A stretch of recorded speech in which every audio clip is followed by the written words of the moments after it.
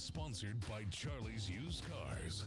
We're just moments away from kickoff. But first, here's Carlos Zimmermann, Brian Adams, and Emma Sims. That further refine their understanding of the game. And a pleasant good evening, ladies and gentlemen. We welcome you to Northeast Texas in Marshall Maverick Country. It's the bi-district round of the UIL 5A Division II Region II playoffs tonight between your Huntsville Hornets and the Marshall Mavericks. Round one as all roads lead to Jerry World, AT&T Stadium in DFW. Welcome inside the Frank's Taco Station and Cafe broadcast booth. This is the Charlie's Used Cars pregame show alongside of the former Hornet quarterback Brian Adams and John Clendenin. This evening, I'm Carlos Zimmermann. Delighted to have you with us here in Marshall for this opening round of YouTube. No, we are not able to show the footage of tonight's broadcast because we were not granted video rights to this ball game this evening, but we're glad to have you with us wherever you may be. If you were unable to make the trip out here to Marshall, wherever you may be, whether you're listening on KSAM, on the KSAM mobile app, or on the YouTube, we're delighted to have you with us tonight as we prepare for this opening round contest. I mean, how exciting is this, BA? It's Todd Mabus's first year at the helm of the green and white, and he leads them back to the postseason in his first year, no less, following a great line of coaches that have done just that in their first year. Got to talk with him earlier this week, and he has a lot of confidence in his squad going to this ballgame, especially after rattling off 4 games in a row at the end of the season, and really outside of maybe the Splendora game, games that were grinders and have the Hornets prepared, ready for this contest. Yeah, you know what? Think about it. His first year at the helm is the head coach of the Huntsville Hornets, and he's in the playoffs. First time this year, for his career.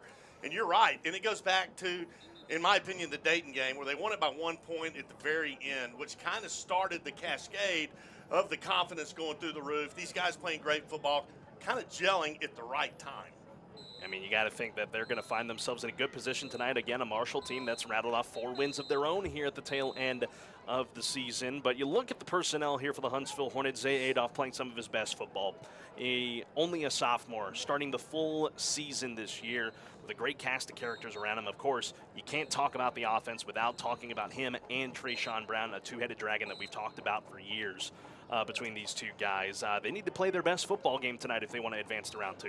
Yeah, they really do. And you think about it with Zay Adolph, he is playing like a senior, a veteran, and he's not. And that's how talented this guy is. And then you think about Trayshawn Brown, the ever-elusive, very fast running back. And then somebody else that's kind of an unsung hero, Marcus Lewis. I tell you what, Marcus Lewis has had one heck of a senior season. I'm looking forward to seeing what these 3 guys can do tonight. Then you flip to the defensive side of the ball, and they've gotten a lot of great production out of guys from the guys up front. You had Jaden Bradford early in the year, but then he went down with an injury. Well, other guys have stepped up. 99, Fred Oladelli. There's been a lot of great players that have worn that number, and he has etched his name into the history books with that number, and especially the performance he had down the stretch of the season. Then you get to that second level, the hard hitters, Jabari Washington at the linebacker core, along with Sam Cleveland, who have made big plays for the Hornets their entire career. Then you drop into that secondary, who's going to be put to the test tonight in this ball game. Brent Carroll, David Brown, Caleb Franklin, Caden Mabus, along with Trey Scott III. Great to have everybody healthy in the secondary, and it will bode well for them tonight against a very elusive quarterback in Alton Henderson for the Marshall Mavericks. Yeah, one of the guys I'm really excited about is Fred Oladelli. Number 99, he has stepped up, and he is playing big-time football. But this whole defense is reminiscent of Hornet defenses in the past, and these guys are absolutely nasty. They will knock your block off coming across the middle. That's exciting, and I tell you, that plays a lot to do with how the game shakes out on the offensive side as well. Well, and of course, there's 3 phases to the sport of football. You look at the special teams and how big it can make an impact. We were in Oregon last week with Sam Houston.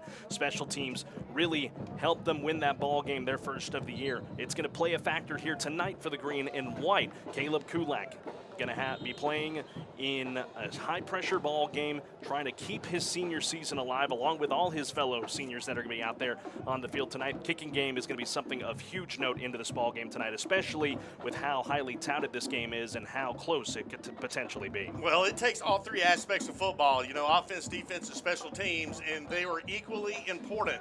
And as you just said, the special teams last week for Sam Houston was huge. We expect that thing for the Hornets to be huge tonight. And yes, Caleb Kulak, he has got a he's got a big task out in front of him. This is probably one of the biggest games he's ever played in. I'm excited to see what he can do, and the rest of the Hornets. It's going to be an incredible ball game. Absolutely, as we are still 40 minutes away from kickoff tonight here on the Charlie's Used Cars pregame show. When we return to Maverick Stadium in Marshall, we'll have more for you. We'll hear from our third man down on the field in John Clendenin here very, very shortly. But coming up next is your Hornet Insider. Myself and Huntsville Item Sports editor Colton Foster had an opportunity to speak with head coach Todd Mavis earlier this week, and he will give you the lowdown of tonight's matchup in the bi-district round, UIL 5A Division II Region 2. Huntsville versus Marshall coming your way in just a few moments. Hornet Insider is next on the Hornet Nation Broadcast Network.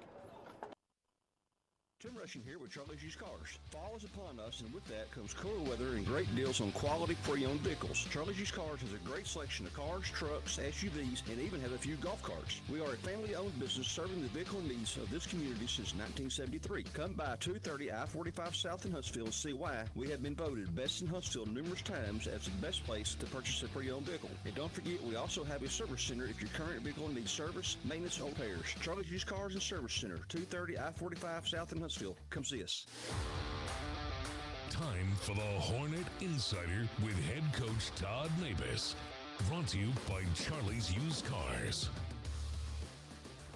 Just to, head up north to a Marshall team that, I don't think programs faced since 2019. So just, what are you looking for in this bi-district round and, getting these seniors, these extra 3 days of practice? Marshall's an extremely talented football team, and they can, stress a team in a lot of different ways. And we're just gonna have to go play a complete game, Because now every game going forward be a dogfight. Yeah, it's good. I think that we have a lot of experience in being able to win in different ways. We've closed out games on offense, and then we've closed out games on defense, and so those are huge. You don't know what the formula is going into Friday's game or any game for that matter, and certainly got to be able to draw on your past experiences, to be able to get you through some things. And so I hope our football team does that. Going and playing at Marshall, and it's a long road trip, and we've had plenty of road trips already this year, and we'll need to have all of our resolve and poise and composure and confidence to be able to come out on top.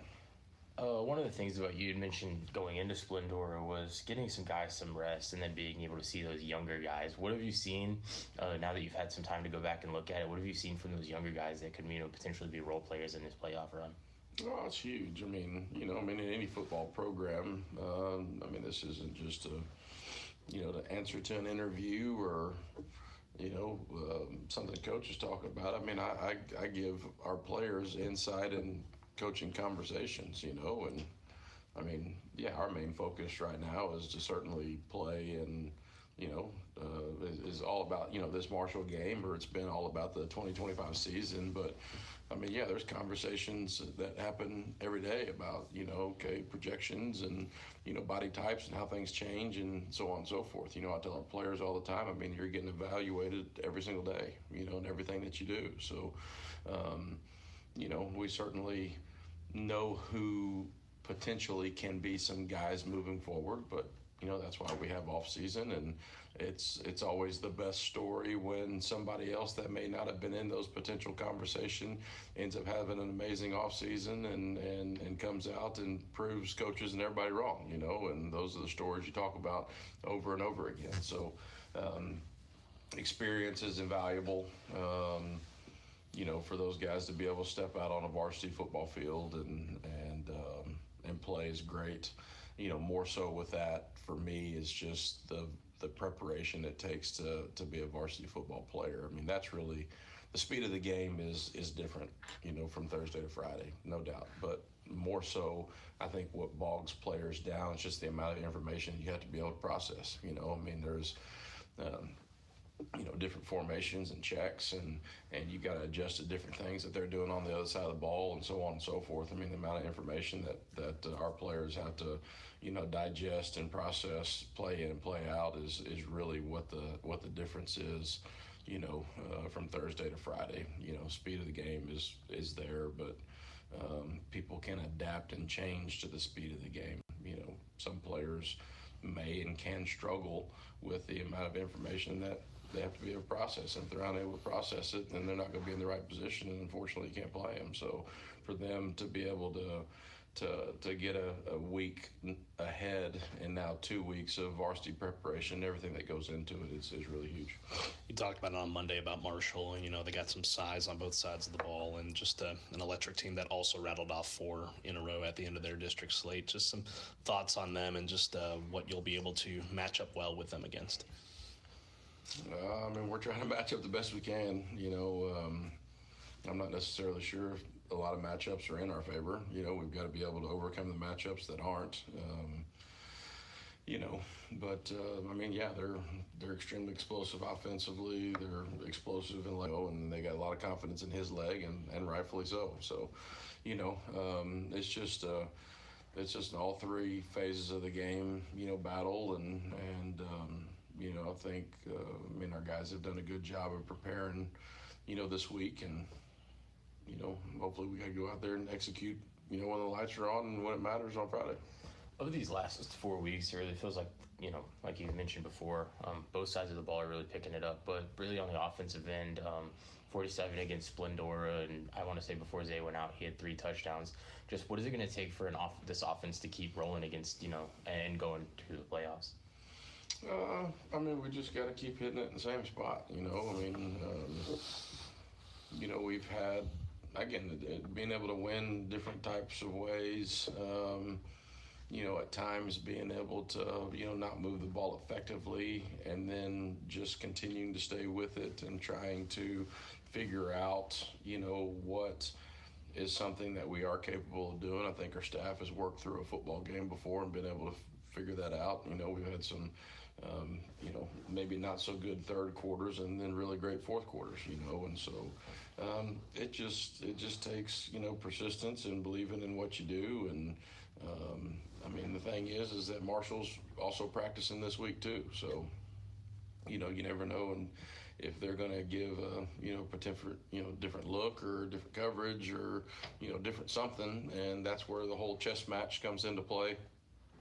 From the coaching staff, on the sideline. And so I think our staff this year has done a real good job of being able to see that. I think our communication between our staff and our players has increased. I think our eyes in the box, and certainly being able to have replay, which everybody has, has certainly had its advantages for us. And, all of those things come into play in every football game, but especially one where, there is no tomorrow if you don't pull it off. Looking at your secondary, and I'm just looking at your whiteboard here in your office, and just all the different schemes and alignments they'll have to match up with. How do they win their battles on this ball game on Friday? Number one, they are going to test us vertically down the field. They've got some very rangy receivers and tight ends, and that can go up and go get footballs. And their quarterback is not afraid to throw the ball down the field and really have a 50-50 ball, that could potentially go in their favor. So we've got to be in good position, on those balls. We got to understand that, even if we are in a good coverage situation to where other talented quarterbacks that we have faced may go through a progression or may pull it down and run it or whatever else, like we have seen through the 10 games we've been able to evaluate. This quarterback is extremely electric running the football, but he's going to trust his guys to be able to go up and make a play, and he'll throw up a 50-50 ball, when maybe some others would have said, oh, that's covered, I need to do something else. And, that's a quarterback having confidence in his guys and seeing the catches and stuff that they make. I understand why he has that confidence, So we got to be in great position and, try to use leverage and communication, as best we can to be able to stay over the top of it. This has been the Hornet Insider with head coach Todd Mavis. Sponsored by Charlie's Used Cars on 101.7 KSAM, your hometown station. Tim Rushing here with Charlie's Used Cars. Fall is upon us, and with that comes cooler weather and great deals on quality pre-owned vehicles. Charlie's Used Cars has a great selection of cars, trucks, SUVs, and even have a few golf carts. We are a family-owned business serving the vehicle needs of this community since 1973. Come by 230 I-45 South in Huntsville and see why we have been voted best in Huntsville numerous times as the best place to purchase a pre-owned vehicle. And don't forget, we also have a service center if your current vehicle needs service, maintenance, or repairs. Charlie's Used Cars and Service Center, 230 I-45 South in Huntsville. Come see us.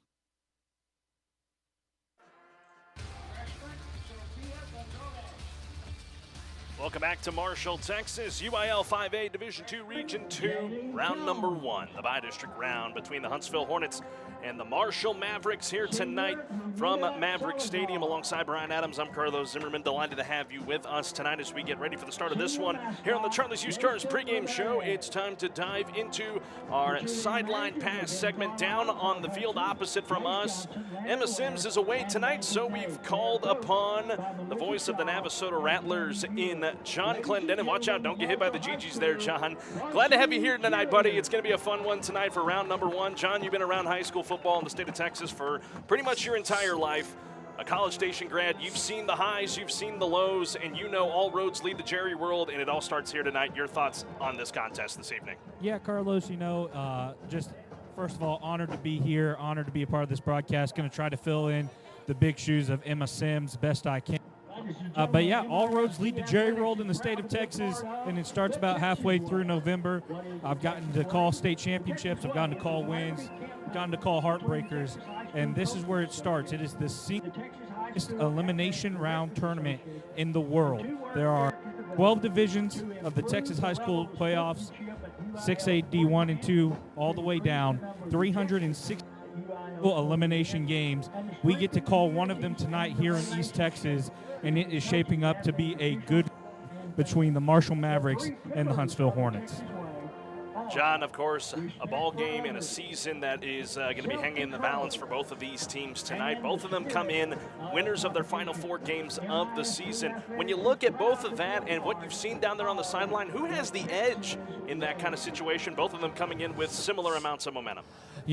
Close. I always would tend to lean towards the home team getting to have a home game. You're not having to travel 3 hours down the road. But something about the Huntsville Hornets, a new coach coming in, completely changing everything up. Coach Southern being here over a decade, Coach Mabus coming in, establishing his own culture, getting those 4 wins in a row, had me feeling confident Huntsville Hornets and their chances tonight. It's really going to depend, though, on the offensive and lines. As Marshall, they're going to be big up front. You're going to see it. As I was down here earlier watching, they got big boys up there on the trenches, both offensively and defensively. One of their guys listed near 340 pounds on the defense. And behind that, they're going to want to run a little bit of misdirection. Their quarterback measuring only at about 5'8", 170 pounds.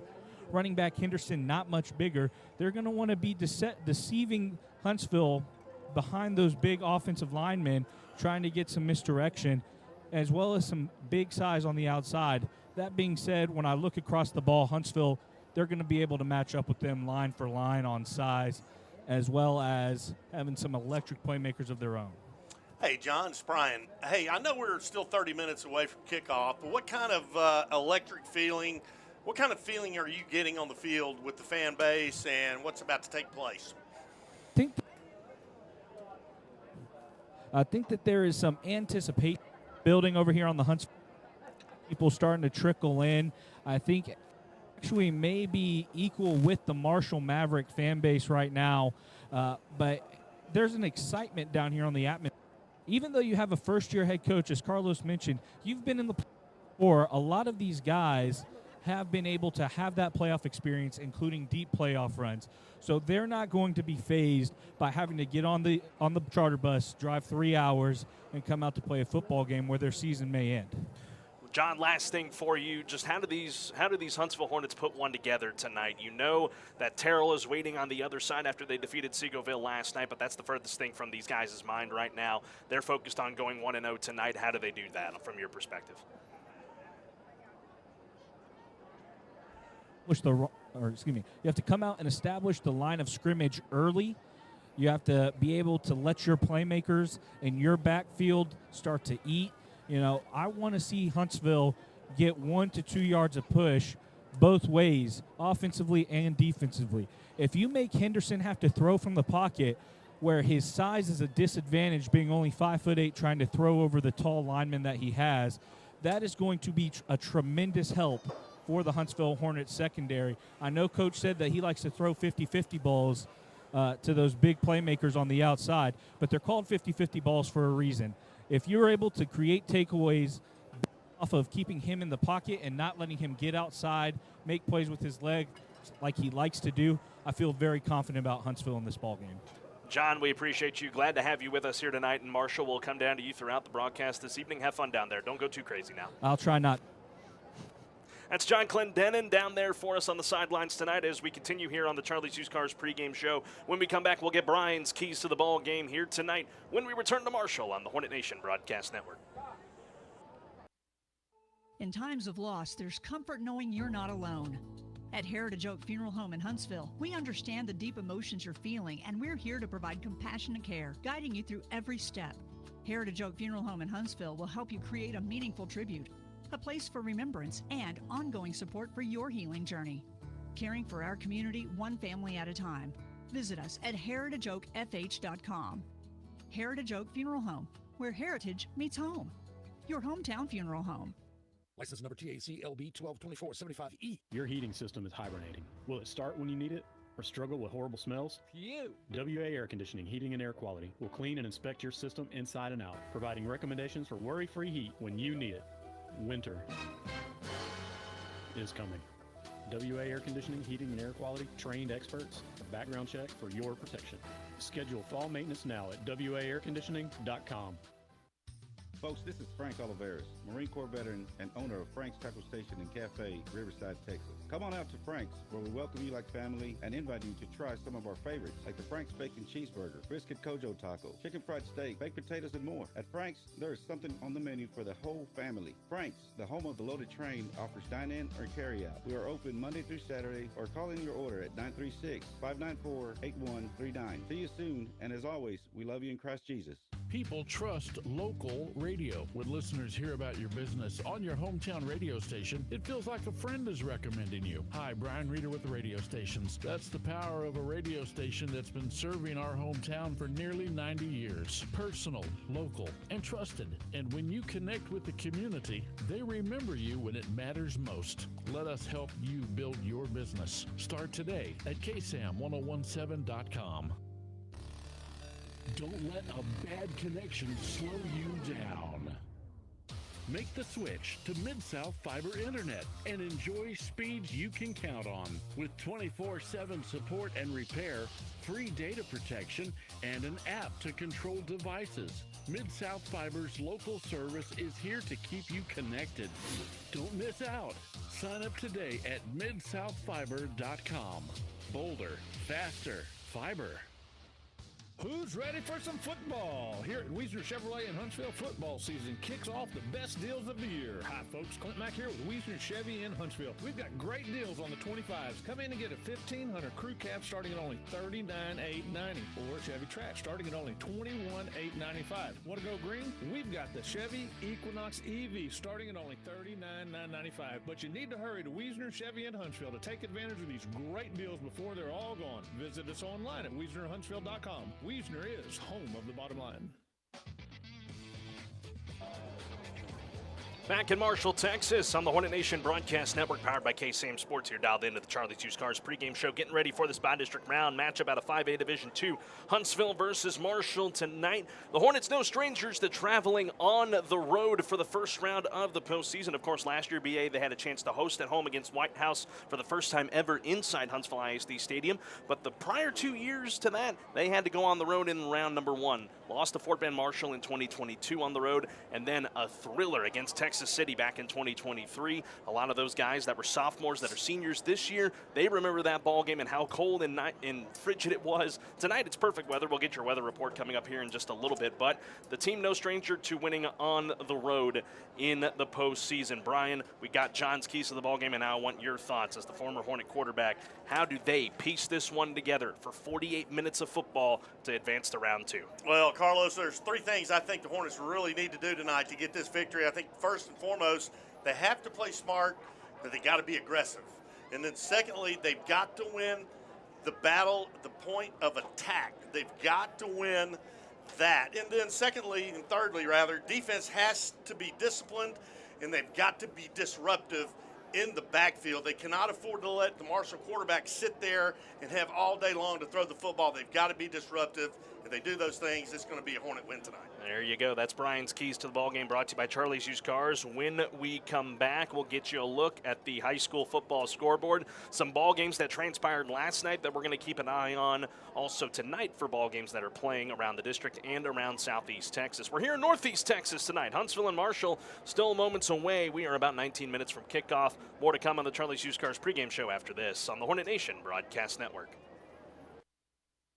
Who's ready for some football? Here at Wiesner Buick GMC in Huntsville, football season kicks off the best deals of the year. Hi, folks. Clint Mack here with Wiesner Buick GMC in Huntsville. Come in and get a 1500 double cab starting at only $34,934. A Buick Encore GX starting at only $21,895. Want to go green? We've got a 24 GMC Hummer. Take $22,000 off the MSRP. But you need to hurry in to Wiesner Buick GMC in Huntsville to take advantage of these great deals before they're all gone. Visit us online at WiesnerHuntsville.com.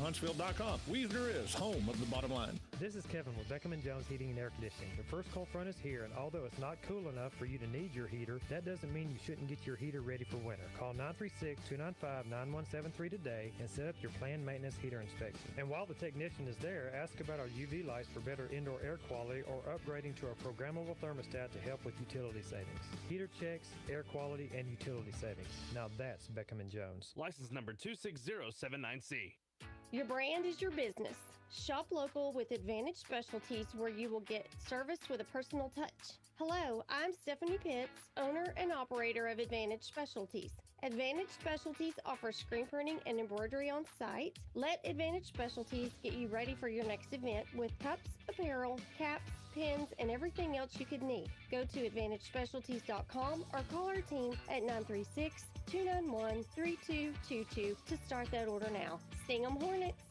Hi, I'm Michael Murray with Murray Insurance and Financial Services. Our family agency has been representing the Huntsville and Walker County area since the 1930s. It can help you prepare for your future with your financial planning needs, along with the unexpected with life, health, long-term care, and disability insurance needs. Please give us a call at 1-800-695-LIFE. Our email is mike@murrayservices.net. Nelson Amaya's Collision has been proudly serving Walker County since 1999. Within walking distance from Sam Houston State University, they pride themselves in offering their services to you or your students to get their vehicle back to pre-loss condition and back on the road. Come see Nelson Amaya's Collision off Sycamore Avenue for all your automotive paint and body needs. That's Nelson Amaya's Collision, a proud supporter of Hornet football. Call them at 936-439-4545. This is BJ McMichael, Minister of Students and Outreach at University Heights Baptist Church and a proud 1993 Hornet graduate. At UHBC, we believe Sunday is a game day for your faith. We start at 8 a.m. with our traditional worship. Then both at 9:30 and at 11, you have options. Huddle up in a small group or attend contemporary worship. 2 time slots with the same great options. Don't forget about Wednesday nights from 6 to 7:30 Bible studies and programming for every age and stage. If you don't already have a church home, we want to invite you to add church to your weekly game plan. We'll save you a seat. Sting 'em Hornets. The Marshall High School. Welcome back, ladies and gentlemen, as we get ready to wrap up the Charlie's Used Cars pregame show. Let's take you around on the Texas High School football scoreboard. Let's look around Region 2 and some games that have already transpired last night. Of course, the winner of tonight's contest between Huntsville and Marshall will meet the Terrell Tigers, who knocked off Seagoville last night 72-14. A big win for Terrell in the opening round. On the other end of the bracket, South Oak Cliff, the perennial favorites to come out of Region 2 and one of the favorites to win the state title in 5A Division 2. Won it in 22, lost in 23, the defending, or rather lost last year as well, a team that is very, very solid when it comes to the postseason. They won over Crandall 49-18. Midlothian Heritage took down Dallas Hillcrest 45-7. Ennis and Dallas Wilson, they meet tonight at 7:30 p.m. Looking around in the district for Huntsville and how other teams will pan out. Mount Pleasant is meeting Montgomery tonight in Montgomery. Quite the trip for the Tigers down to Bear Stadium. Nacogdoches is at Port Neches Groves this evening, and Lake Creek had to make the long 4.5-hour drive, about an hour and 15 northeast of us, to Texarkana. They are meeting up with Texas High tonight at 7:30 as well. A lot to think about going into this ball game tonight for both of these teams. Obviously, like we said earlier, they know Terrell's on the other side, but it's the furthest thing from their mind. The goal for both of these teams tonight, go 1-0. We sure hope it's the green and white that are the ones that come out on top. That's your look at the Texas High School football scoreboard, and that'll do it for the Charlie's Used Cars pregame show. BA, when we come back, we will bring you the Nelson Propane Countdown to Kickoff. We'll have your game time weather forecast along with so much more to document as we get ready for this one tonight. Huntsville versus Marshall, and it comes your way here in a little while. The Nelson Propane Countdown to Kickoff is next on the Hornet Nation Broadcast Network. At Walker County Federal Credit Union, you're more than just a customer. You're a part of something bigger. Hi, my name is Toy Williamson, CEO. Since 1957, we've been serving our neighbors with friendly service, fair rates, and financial solutions designed to fit real lives. Because here, it's not only about accounts and loans, it's about people, families, and community. That's why our promise is simple. More than banking, it's belonging. Walker County Federal Credit Union, member NCUA. License number TACLB 122475E. When your heating goes out, it's an emergency. WA Air Conditioning, Heating, and Air Quality provides emergency service even on weekends and holidays. A certified technician will provide an honest evaluation and get your heating system back online. WA's local trained experts are background checked for your protection. Should a new system be required, WA Air Conditioning, Heating, and Air Quality offers long-last, reliable RUD systems and flexible payment options. Schedule service online now at WAAirconditioning.com. Hey Huntsville, it's Cicely with Hartfields. Can you believe it's already time to start planning for the holidays? We are getting fresh shipments of beautiful fall flowers daily and have started planning on holiday parties and events. If you have an upcoming holiday occasion that needs flowers or just a simple just because arrangement, give us a call today. Don't wait. You can always reach us at 295-5448. Check us out on Facebook and Instagram or our website at HuntsvilleHartfieldFlorist.com. If you're in the neighborhood, we'd love for you to stop by the shop at 1525 Sam Houston Avenue. This fall and always, remember Hartfields, personalizing your events since 1957. Ready for a new ride? Then head to Bill Fick Ford in Huntsville and take advantage of huge savings during their year-end sales event. That's right, all remaining 24 models in stock have got to go, including everything from the rugged 2024 Ford F-Series trucks to the spacious 2024 Ford SUVs. Hurry in for the best selection and a no-bull deal today. Bill Fick Ford, straight talk, great deals. Shop online 24/7 at BillFickFordHuntsville.com.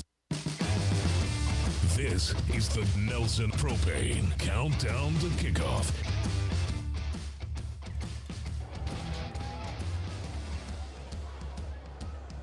Welcome back, ladies and gentlemen, to Marshall, Texas. It's the bi-district round of the UIL 5A Division 2 Region 2 playoffs as the Hornets match up with the Mavs here this evening in Marshall. Welcome to the Nelson Propane Countdown to Kickoff. Alongside Brian Adams and John Clendenin, I'm Carlos Zimmermann. Delighted to have you with us tonight here in Northeast Texas for this contest. Brian, I've been to Marshall plenty of times, but my first trip here to Mavericks Stadium. It's good to be with you here, my friend. These two teams, no strangers to going up against each other, but of course that was years ago when probably both of these teams were in elementary school.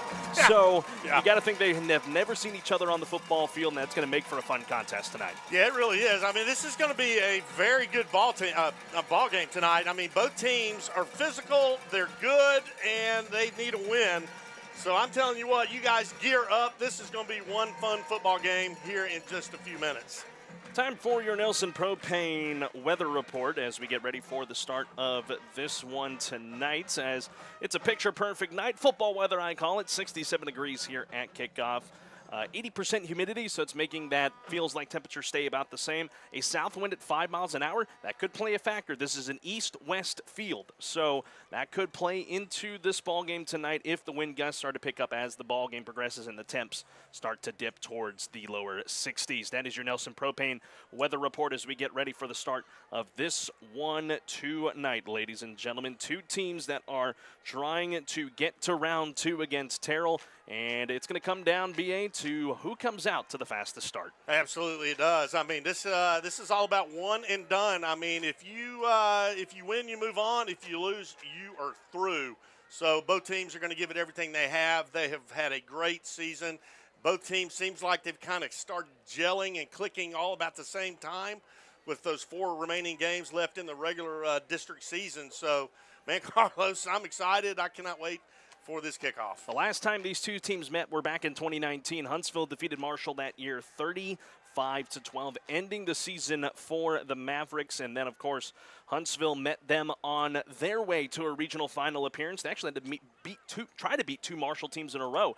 Beat this Marshall program in the regional semifinals. That was the 600th win in the Huntsville program history all those years ago when they were under the direction of former head coach Rodney Southern, who is in attendance for this one tonight. That's awesome. As well as trying to beat Fort Bend Marshall in the regional final. You were there for that one with Cooter and Leroy, and it's going to be another ball game here tonight, BA. That's just going to be etched into the upper echelon of this really storied playoff rivalry between these two programs. Yeah, it really is. You know what, Carlos? These guys on both sides, I mean, they have been throwing a football around since they were in diapers. And this is a culmination of a life of going to school, playing sports, playing the sport you love, football. And here we are, man. It doesn't get any better. The Hornets are coming out on the field. It is Friday night lights, playoff action. It doesn't get any better than that.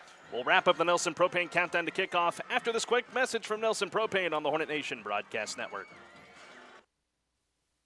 For over 40 years, Nelson Propane Gas has fueled the success of business and homes across East Texas. Restaurants, warehouses, farms, manufacturers, and homeowners get reliable propane solutions that keep them running strong. Our local team understands the unique needs of commercial and residential customers, and we back every delivery with dependable service and safety you can trust. Call Nelson Propane at 800-234-9052 or visit nelsonpropane.com.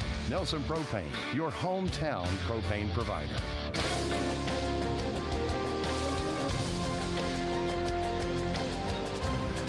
Back in Marshall on the Hornet Nation Broadcast Network, powered by KSAM Sports, getting ready to wrap up the Nelson Propane countdown to kickoff. Captains are heading to midfield for tonight's coin toss, and we'll have the national anthem for you here in just a little bit. Well, not for you. We got to be bowing out and getting ready for the start of this broadcast on the game side of things. Brian, you see the captains meeting out there on the field.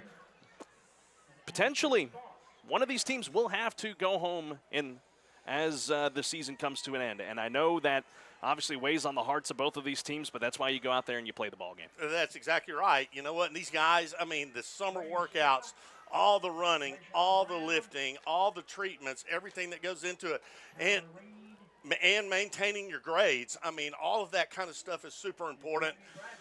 The Hornets just won the toss, and they're going to receive the second half. Yes, they are. It's going to be an interesting one tonight. Huntsville and Marshall, two teams coming in with really hot streaks at the end of the regular season, but the slate is wiped clean, BA. It is 0-0 for both of these teams, and like we've said throughout this broadcast, you're going to hear us say throughout the ball game tonight, it's going to be nauseating the more you hear it. It's going to be the team that does all the things right to go 1-0 and come back and play next week. The loser goes home. Absolutely, and these two, you know, this is the best of the best here in high school football in 5A. You know, these guys are going to give it everything they have, and the ones that make the least amount of mistakes, that play the disciplined football, that's the team that's going to win. It's 64 teams in Region 2. 11 lost last night. 53 remain. Huntsville wants to avoid that tonight to come away with this win this evening from Marshall, Texas. That'll do it for the Nelson Propane countdown to kickoff. When we come back, ladies and gentlemen, we will bring you the start of this matchup tonight. Huntsville versus Marshall on the gridiron for the first time in 6 years here tonight in Northeast Texas. Don't go away. Kickoff comes your way next.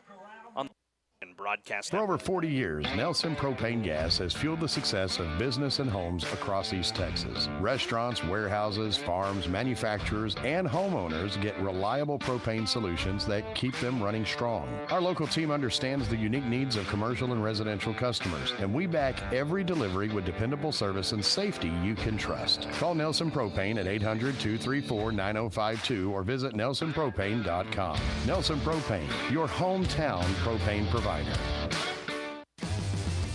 This has been the Nelson Propane Countdown to Kickoff. Stay tuned. Hornet football is next on KSAM.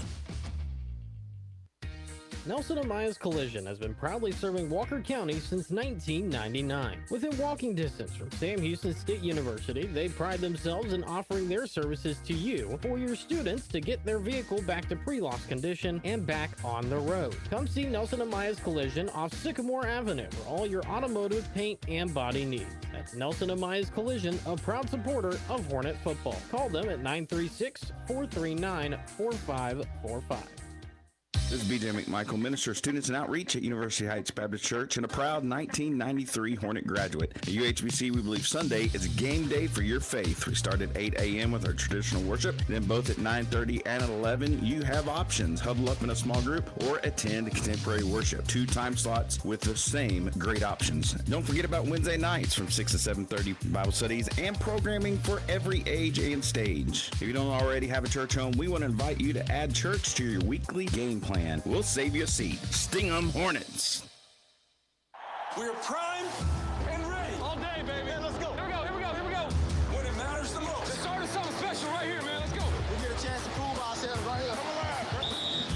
Go get one done. 1, 2, 3, 1, 2, 3. The following is a Hornet Nation broadcast network powered by KSAM Sports Broadcast. It's Friday night in Hornets country. This is Huntsville Hornets High School football.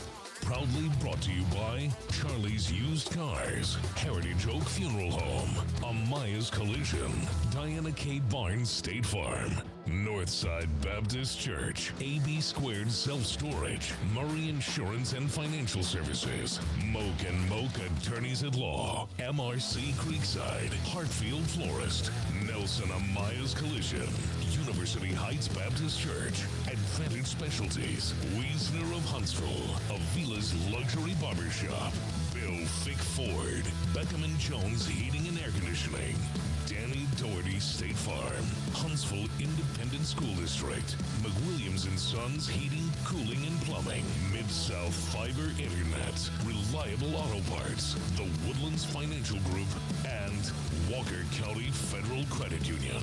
Now, from the Frank's Cafe and Taco Station broadcast booth, here's Carlos Zimmermann, Brian Adams, and Emma Sims.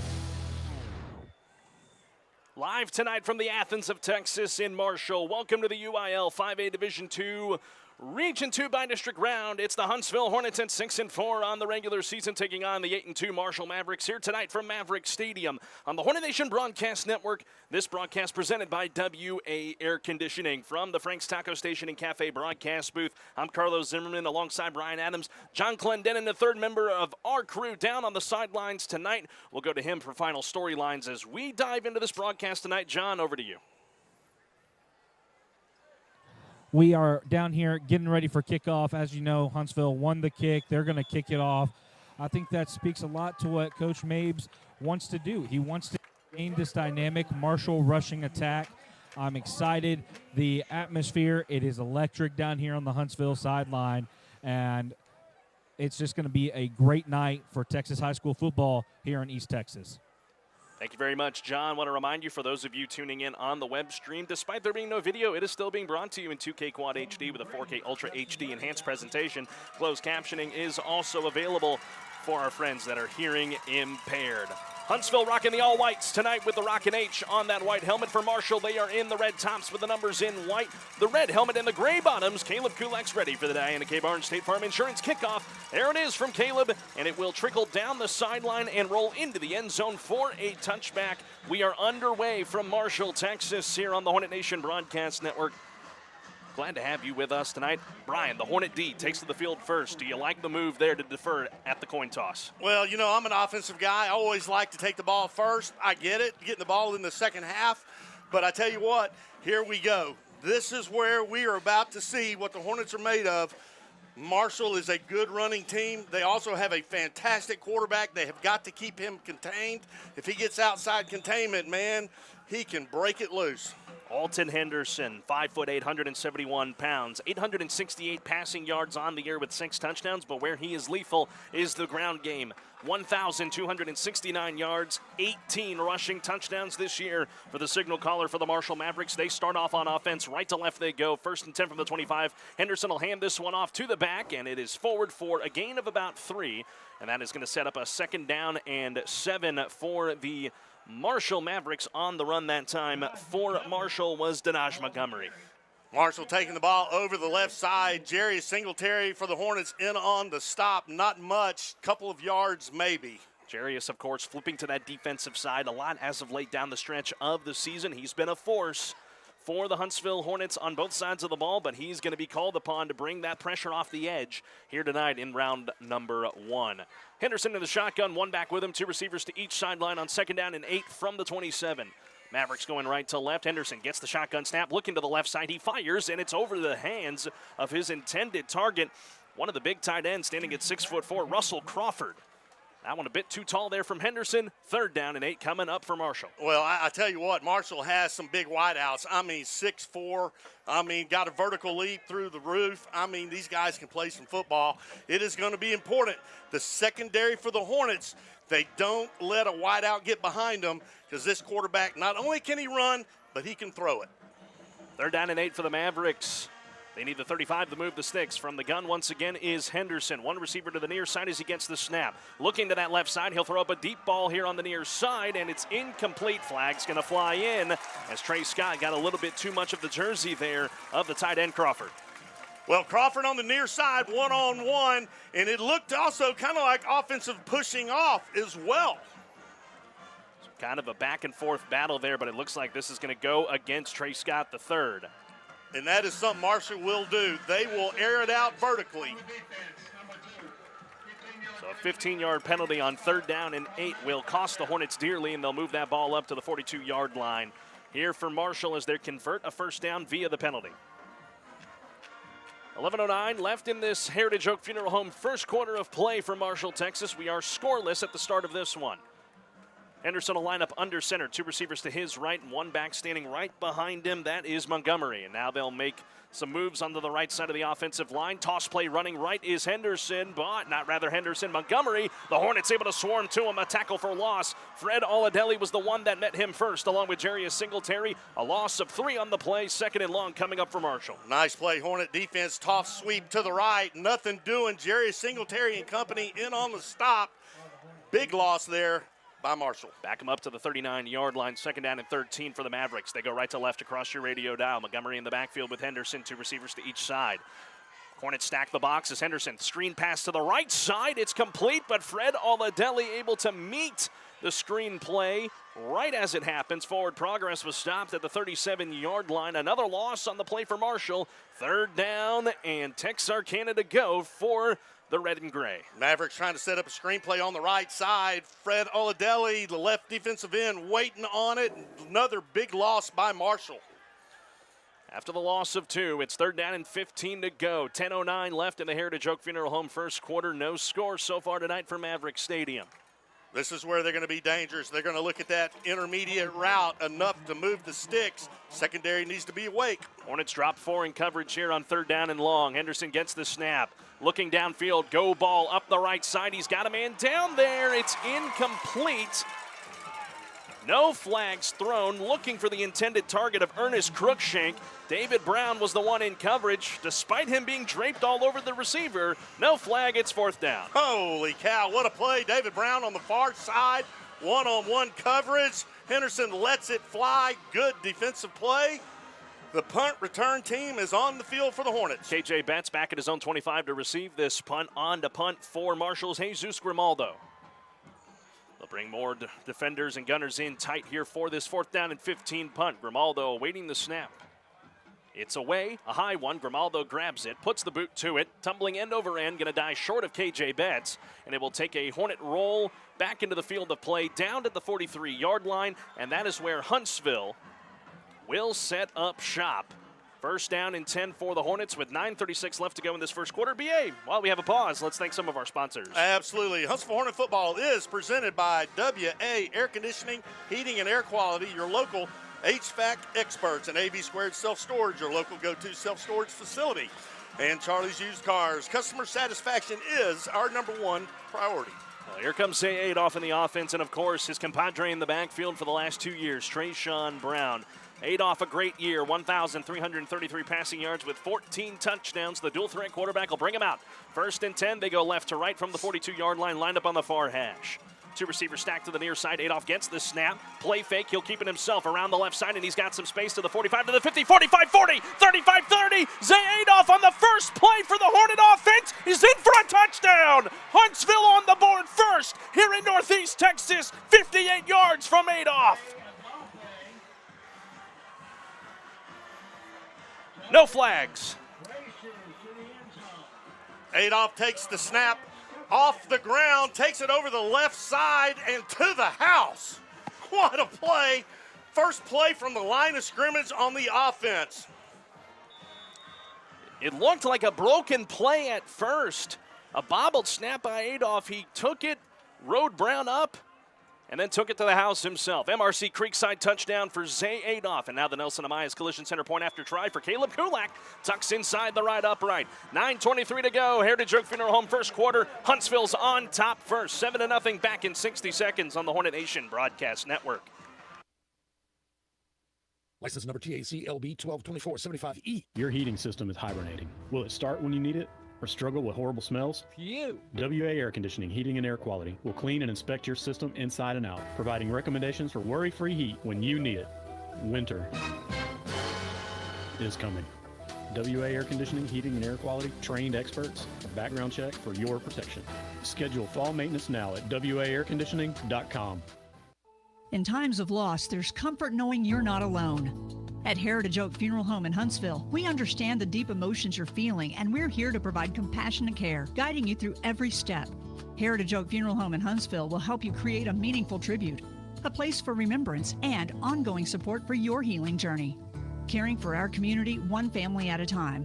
Visit us at heritageoakfh.com. Heritage Oak Funeral Home, where heritage meets home. Your hometown funeral home. Back in Marshall, Texas, 7-0. Huntsville on the board first as the Diana K. Barnes State Farm Insurance kickoff for Caleb Kulak will be taken from the 11-yard line here for Marshall, trying to cut over the right side of the field and brought to the turf around the 20-yard line. Good stop on special teams. Andrew Heineman, the freshman DB, comes in and stops the forward progress. Return there for Aiden Green of Marshall down at the 21-yard line. Let's go to John Clendenin. He's down on the sidelines for us. John, I don't see you exactly, but I know you hear me. What a start for the Hornet offense. Yeah, absolutely, Carlos. I'm actually down here on the other side of the sideline, right in front of the Marshall band, and the Marshall band went quiet as soon as Zay Adams looked like, and he was just able to scamper sidelines all the momentum on the stadium, and Huntsville is amped up, ready to go. Thank you, John. A 58-yard touchdown for Zay Adolph gets Hornets on the board first. 7-0 as the Mavericks retake the field on offense. Henderson under center. He awaits the snap. Here it is. A handoff to the right side and tackled at the 24-yard line goes the running back in Denaj Montgomery. Picks up about 3. Bring it up a 2nd down and 7 here for the Mavericks. Nice tackle, #1 there. Caden Mabus in on the stop. Mabus, of course, new to that secondary, but not a stranger to it anymore with what he's been able to do this year. One of the top tacklers on this team, 32 tackles on the air, averaging about 4 a game. It's been a force as one of those deep safeties for Huntsville alongside of Brent Carroll and company. 2nd down and 7 for Marshall. They go right to left across your radio dial. 8:35 to play first quarter. 7-0 Hornets. From the 24, Henderson gets the snap. Pressure coming from Singletary. Henderson lobs it up over the middle of the field, but it's going to fall to the turf incomplete. Looking the direction of Aiden Green. Caden Mabus was the one back in coverage. The Hornets doing the no-fly zone thing down there on the field. It's 3rd down and 7 for the Mavericks. Well, Henderson drops back for the Mavericks, and he's got Jerry Singletary coming in on his blind side. Throws it before he wants to. Overthrows his receiver. Big 3rd down coming up for Marshall. Brian, you're a tall guy. Henderson obviously at a disadvantage at 5'8", having to look over that offensive line down the field. How much is that playing a factor so far? Well, that's tough to do. If you can't see where you're throwing the football, it makes it difficult. So he's got to find those gaps in between players so he can see. Very difficult. 3rd down and 7 coming up here for Marshall. 8:26 to play. Heritage Oak Funeral Home first quarter. Henderson from the shotgun throws to the near side and caught by the tight end here on the near side. What a high point grab for Russell Crawford. I mean, when you throw it to a 6'4" man, it don't matter how high you throw it. He high points it. Massive gain for Marshall. 13 yards to the 37. Yeah, nice pass by Henderson. I mean, throws it up. His wideout 6'4", just jumped. He did. Good catch. Henderson will drop under center. Montgomery the back, 2 receivers right. Toss play running right is Montgomery. Spins out of a tackle around the 40-yard line, but the turf takes him to the ground at the 42-yard line. Helmet pops off on the far side for Ernest Crookshank. So he'll have to come off the field for a play. The gain of about 5 for the Mavericks brings up 2nd and 5. 7:45 left in the Heritage Oak Funeral Home first quarter. 7-0 in favor of Huntsville. 1 play on offense, and they're into the end zone. Defense trying to get another stop. Carlos, I want to reach out and say hello to a couple of buddies of mine. Mike Jackson. I want to say hello to David Cole and former Hornet cornerback Will Wood are listening at Bill Fick Ford.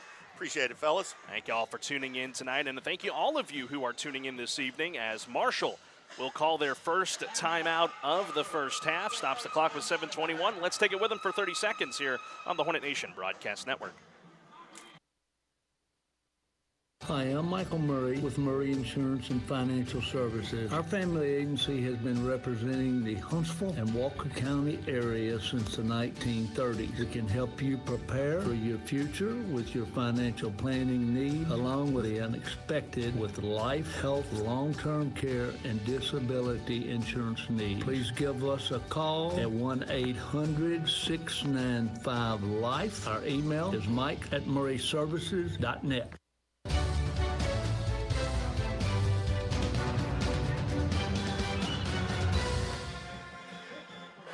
Welcome back, ladies and gentlemen, here to Marshall. 7:21 to play in this Heritage Oak Funeral Home first quarter. Carlos Zimmermann alongside Brian Adams and John Clendenin as the Hornets have a 7-0 advantage after scoring on the first play from offense. And right now the defense trying to make a stand here. Marshall marching towards midfield from right to left. They are at their own 42 for 2nd down and 5 out of their first called timeout of the night.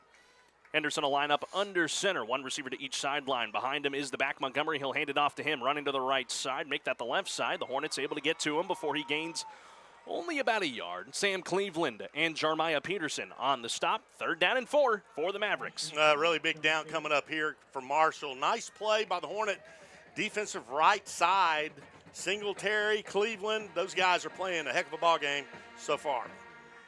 3rd down and 4 now for this ball game for the Marshall Mavericks. They're in the halfway point of this first quarter. The Hornets up 7-0, 3rd down and 4. They need the 47 to move the sticks. Shotgun formation, Henderson with 4 receivers, 2 to the left, 2 to the right. One back with him is Ashton Sparks as Henderson looks, fires to the right side, trying to jump the route. Was Trey Scott the third. He would have had a pick 6 the other way. Either way, he got a hand on it. Intended target, Russell Crawford. 4th down, and Marshall will punt it away again. Nice defense there by the Hornets. I mean, they're putting the pressure on those wideouts. Not a lot of daylight between them. That's what you've got to do.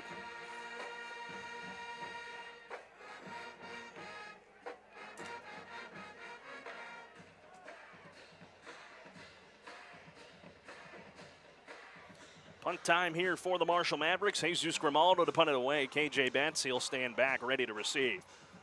High snap and bobbled by Grimaldo. He'll run to the football, and he is going to try and carry it around the right side. He doesn't have a first down. Broken play for the special teams of Marshall. Turnover on downs, and Huntsville will have the football in plus territory. Oh, man, what a play by special teams. And the Hornets, a bad snap, and you try to make something out of it, and the Hornet special team just jumps all over you. Hornet offense is going to have a very short field. So Hornets will take over on offense. First down and 10 from the 38-yard line of Marshall. So Bryant, out of the gate, Huntsville, play number 1 for the offense, takes it for a house call. Zayadoff 58 yards. Next time they take the field, they have only 38 yards they need to go to try and double up their score. Yeah, this is one of those gifts that you got to make the other team pay for. Put your foot on their throat, keep it on their throat, play the complete game. So here's Zayadoff in the offense. First down and 10 from the 38-yard line of Marshall, moving left to right. Brown the back, 3 receivers to the near side. Whistles here. And it's going to be a delay of game on Huntsville as they took too long to snap the ball.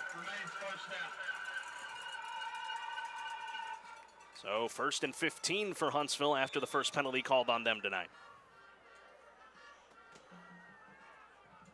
So Zayadoff in the offense will look to reset. They need the 28 of Marshall to move the chains. Again, trips to the near side on first and 15.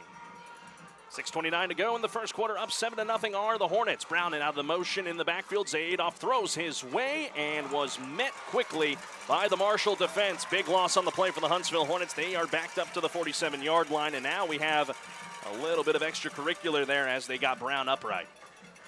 Zayadoff trying to hit Brown out in the flats on the far side. Marshall Mavericks read it perfectly. That is a huge loss there by the Hornet offense. So, Brian, you go first and 10 at the 38, then you get called for delay of game, and now you're backed up another 5 on the screen pass to the left side. Now it's 2nd and 20 for the Hornets halfway through this first quarter. Yeah, and they were given a gift. They got to start the drive deep inside Maverick territory. These penalties will kill you.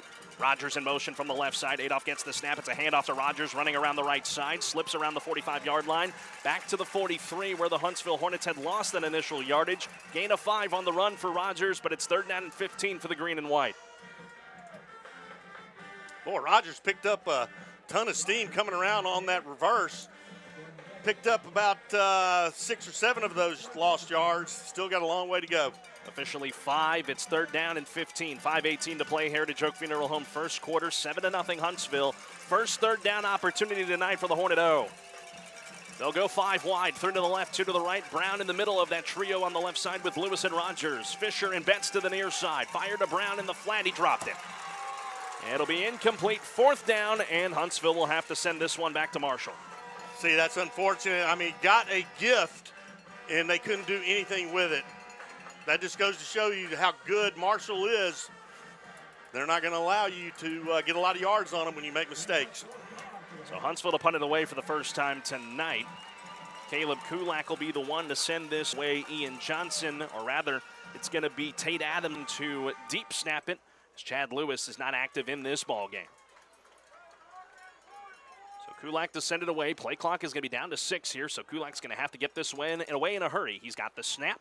Punt is away, tumbling end over end, and that's going to be kick-catch interference right there, as it was fair caught by Blanton Hale for Marshall, and it was the snapper in Braden Wilson. Both him and Tate Adams both have 76, my mistake, but either way, Wilson running down the field. They're going to call kick-catch interference on that one and move the ball a little further up. Sophomore who is playing in some of his first action, so a little bit of an experience on that front. But Marshall will get a little bit more breathing room up against their own end zone. They will spot this football at the 33-yard line, and that is where the Mavericks will set up shop. 4:57 to play in this first quarter. 7-0 Huntsville, but the Mavericks back on it on offense. Well, the defense is going to have to tighten up because Henderson, they're going to come out. I mean, this is a high-octane offense, and they're going to move the ball. Henderson will line up here in the I under center. One receiver to each side as Henderson looks to the sideline and now gets the snap. It'll be a handoff here to the fullback. Caden Mavis is able to meet at the 40-yard line. Taking that one forward, number 5, Ashton Sparks. He's forward for 10 yards and enough for a first down. Straight up the middle, Sparks takes it, picks up a first down. Moving the chains, that is the name of the game on offense. Ball up to the 43-yard line here for Marshall. Down 7-0 early on from Maverick Stadium. Bi-district round matchup. Winner faces Terrell next week. Henderson once again under center. Gets the snap, toss play running left is Montgomery. Trying to bounce it to the outside. Tackled in Hornet territory. 48 and 49-yard line. Flag is down at the 45. And it looks like an early signal holding on Marshall. Nice tackle by Trey Scott here on the near side.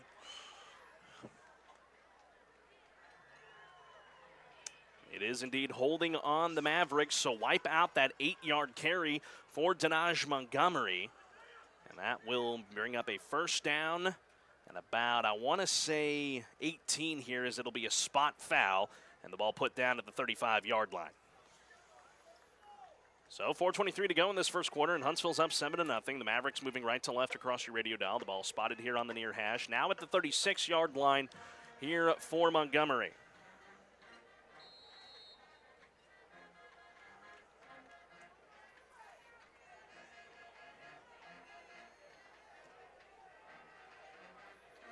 Henderson will line this one up under center. First down and 17 for Marshall as he gets the snap. It's a run to the right side and getting some space in the open field. Back across the 45-yard line, Ashton Sparks lines up as the fullback, able to get some of that lost yardage back and make it a more manageable 2nd down and 7 after the gain of 10. Nice run by Sparks up the middle. First man through, picks up pretty good chunk of yards there. A straight up the middle run has always been kind of an Achilles heel for the Hornets. Ball spotted at the 47-yard line of Marshall, 2nd and 7. To the shotgun, Henderson goes. Quick change at the line of scrimmage. He claps, gets the snap. 3-man rush for the Hornets. Henderson fires near side, caught. Tight end at the 41-yard line. Hauling it in, Ernest Cruikshank. Enough for a first down for the Mavericks, a gain of about 10. David Brown, number 26 for the Hornets, in on the coverage. Nice conversion there to get a first down. Marshall moving the ball methodically down the field, trying to get their offense rolling after the first 2 drives were held to punts. Huntsville scoring on the opening drive of their night, forced to punt on their most recent drive. 1st and 10 for the Mavericks at the 41-yard line of the Hornets, going right to left. Anderson under center will line up in the eye. 2 receivers to the right. Sparks between him and Montgomery. They fake to give the Sparks, run Montgomery up the gut. Ball came out at the very end, but they will say he was down by contact. 35-yard line, he picks up 6. Does Montgomery at 2nd and 4. Boy, the Mavericks, they got some big guys on this team. For example, the left tackle, Eric Perkins, 6'4", 323. I'm talking a mountain of a young man right there. So after the gain of 6, 3:10 to play in the Heritage Oak Funeral Home first quarter, 7-0 Huntsville. If you are just tuning in, glad to have you with us tonight wherever you may be. Henderson will line up in the shotgun. 1 receiver left, 2 to the right. Henderson gets the snap, hand off Montgomery to the right side. Trying to carry it forward for a first down, but Jabari Washington and Jeremiah Peterson stop the forward progress at the 32. Make that the 33. It's a gain of roughly 2, and it's 3rd down and 2 now for the Mavs. Boy, the Hornets could use a stop right here because this is kind of no man's land. It would force them probably to go for it. Hornets need a big stop right here. Clock at 2.5 minutes. 7-0 Huntsville. 3rd down and 2 for the Mavericks. Done good with the misdirection play so far, but they'll line up in the shotgun with 2 receivers tucked here to the near sideline. Hornets stack in the box. Henderson awaiting the play call. Claps, he's got it. A run with Montgomery to the right side. Left side, rather, he's got the first down. Cutting it back at the 28-yard line. Trying to make some more moves. Gets popped at the 25 by Jeremiah Peterson, but not before he gets a first down. Clock will continue to run here in this Heritage Oak Funeral Home first quarter, and a back-and-forth ball game. Marshall bringing a good delegation here tonight from the home squad. Huntsville bringing a great crowd from 3 hours away in Huntsville. 1st down and 10 for the Mavericks. 26-yard line of Huntsville moving right to left. Huntsville trying to make a stand here, trying to toughen up against the goal line, something they have been stellar at this season. Henderson goes shotgun. Montgomery the back. 2 receivers will stack up to the right side. Play clock down to 5. Henderson gets the snap. Another run with Montgomery to the right side. Cuts it back over the middle. Tackled shy of the 20-yard line. Forward progress stopped at the 21. It's a pickup of 5 to bring up 2nd and 5. Ground game BA working well for the Mavericks on this drive. It really is. Long, methodical drive by the Mavericks. Inside handoff. Just steadily getting chunks. 5 yards at a time. Clock continuing to roll. We're nearing 1 minute left to go in this first quarter. Hornets up 7-0 as the Mavericks trying to eat up some clock here and use this ground game that has been so potent for them to their advantage. Henderson has yet to take one on his own. Be ready for that here near the goal line. Spread formation as Henderson gets the shotgun snap. Pressure coming. Henderson will lay this one up here to the right side. Incomplete. Looking for the big fella, Russell Crawford. Big mismatch there between him and Trey Scott III, but the ball falls to the turf incomplete. Stops the clock with 46 seconds. It's 3rd and 5 for Marshall. Hey, nice play there by Trey Scott. One-on-one with the 6'4" wideout. Gets out jump, but he sticks his hand up right at the last minute, knocks the ball away. Great play. Would have been a touchdown if Crawford hauled that one in. Good stuff there from Trey Scott III. 46 ticks left in the Heritage Oak Funeral Home first quarter. 7-0 Huntsville trying to force a 4th down here near the red zone of Marshall. The team in red, going right to left. Henderson in the shotgun, 2 receivers right. Montgomery the back, he'll go his way, running to the right side, left side rather, and the Hornets able to swallow him up at the line of scrimmage. Jarius Singletary and company with Sam Cleveland 2 on the stop. It's 4th down and 5 as Washington falls to the turf here as the teams share some pleasantries. 4th down for Marshall, down deep in Huntsville territory. What will the Mavericks do here in Jason Hammett? Boy, that's a big decision right here. 4th down, you need 5 yards to get a fresh set of downs. I think they're going to delay the conversation as the play clock is 2 seconds ahead of the game clock, and we'll wind it down to the end of this first quarter here tonight in Marshall. Huntsville is on top after 1 quarter of play. 7-0, 4th down and 5 coming up for the Mavericks as we go to the Heritage Oak Funeral Home second quarter coming up here in a moment on the Hornet Nation Broadcast Network. For over 40 years, Nelson Propane Gas has fueled the success of business and homes across East Texas. Restaurants, warehouses, farms, manufacturers, and homeowners get reliable propane solutions that keep them running strong. Our local team understands the unique needs of commercial and residential customers, and we back every delivery with dependable service and safety you can trust. Call Nelson Propane at 800-234-9052 or visit nelsonpropane.com. Nelson Propane, your hometown propane provider. Your brand is your business. Shop local with Advantage Specialties where you will get service with a personal touch. Hello, I'm Stephanie Pitts, owner and operator of Advantage Specialties. Advantage Specialties offers screen printing and embroidery on site. Let Advantage Specialties get you ready for your next event with cups, apparel, caps, pins, and everything else you could need. Go to AdvantageSpecialties.com or call our team at 936-291-3222 to start that order now. Sting 'em Hornets!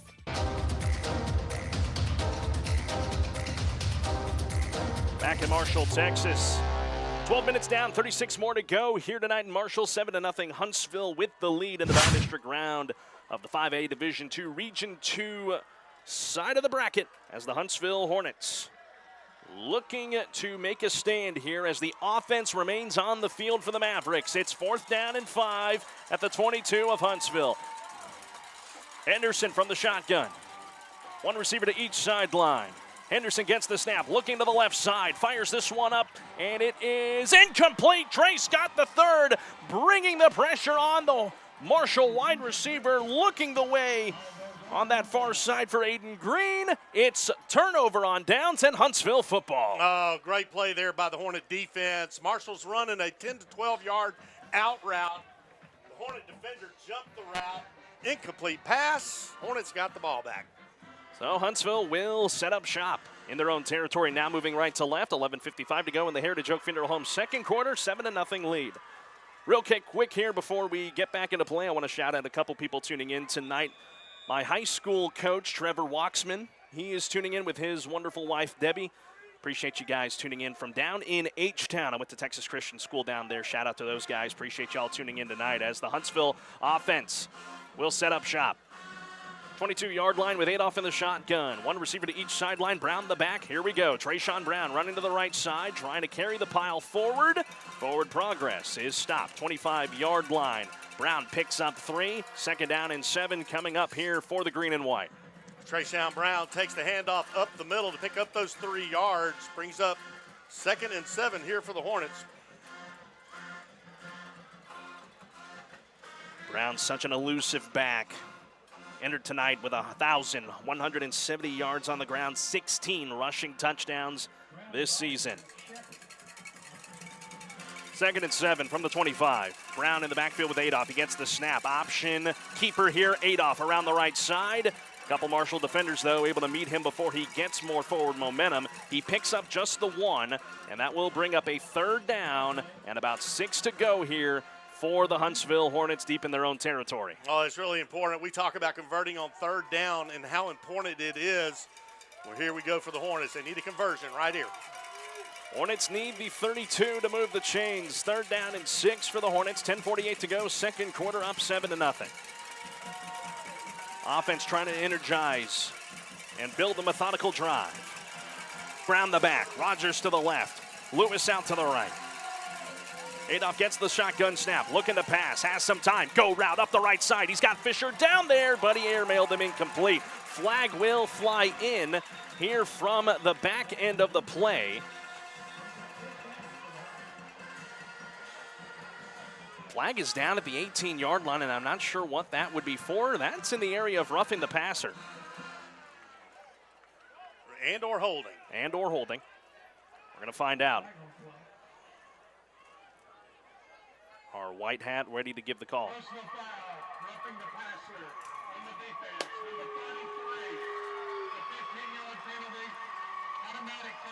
Corjay Wilbert, the one called for roughing the passer there on Adolph.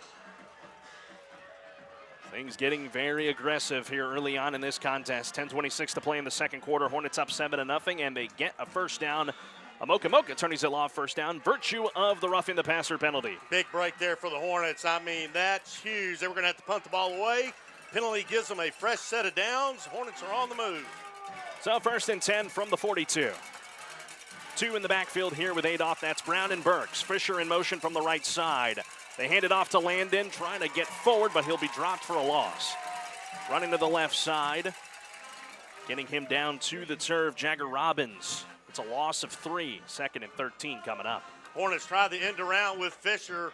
The Mavericks are waiting for it. That was about a 3-yard loss on that play there for the Hornets. Fisher trying to stutter step Robbins there, but Robbins with a good play to drop him for the loss of 3. It's 2nd down and officially 12 balls spotted at the 39-yard line with 9:55 to play in the Heritage Oak Funeral Home 2nd quarter. Hornets are up 7-0 early on in this contest as we approach the halfway mark of this opening round matchup. Winner faces Terrell next week.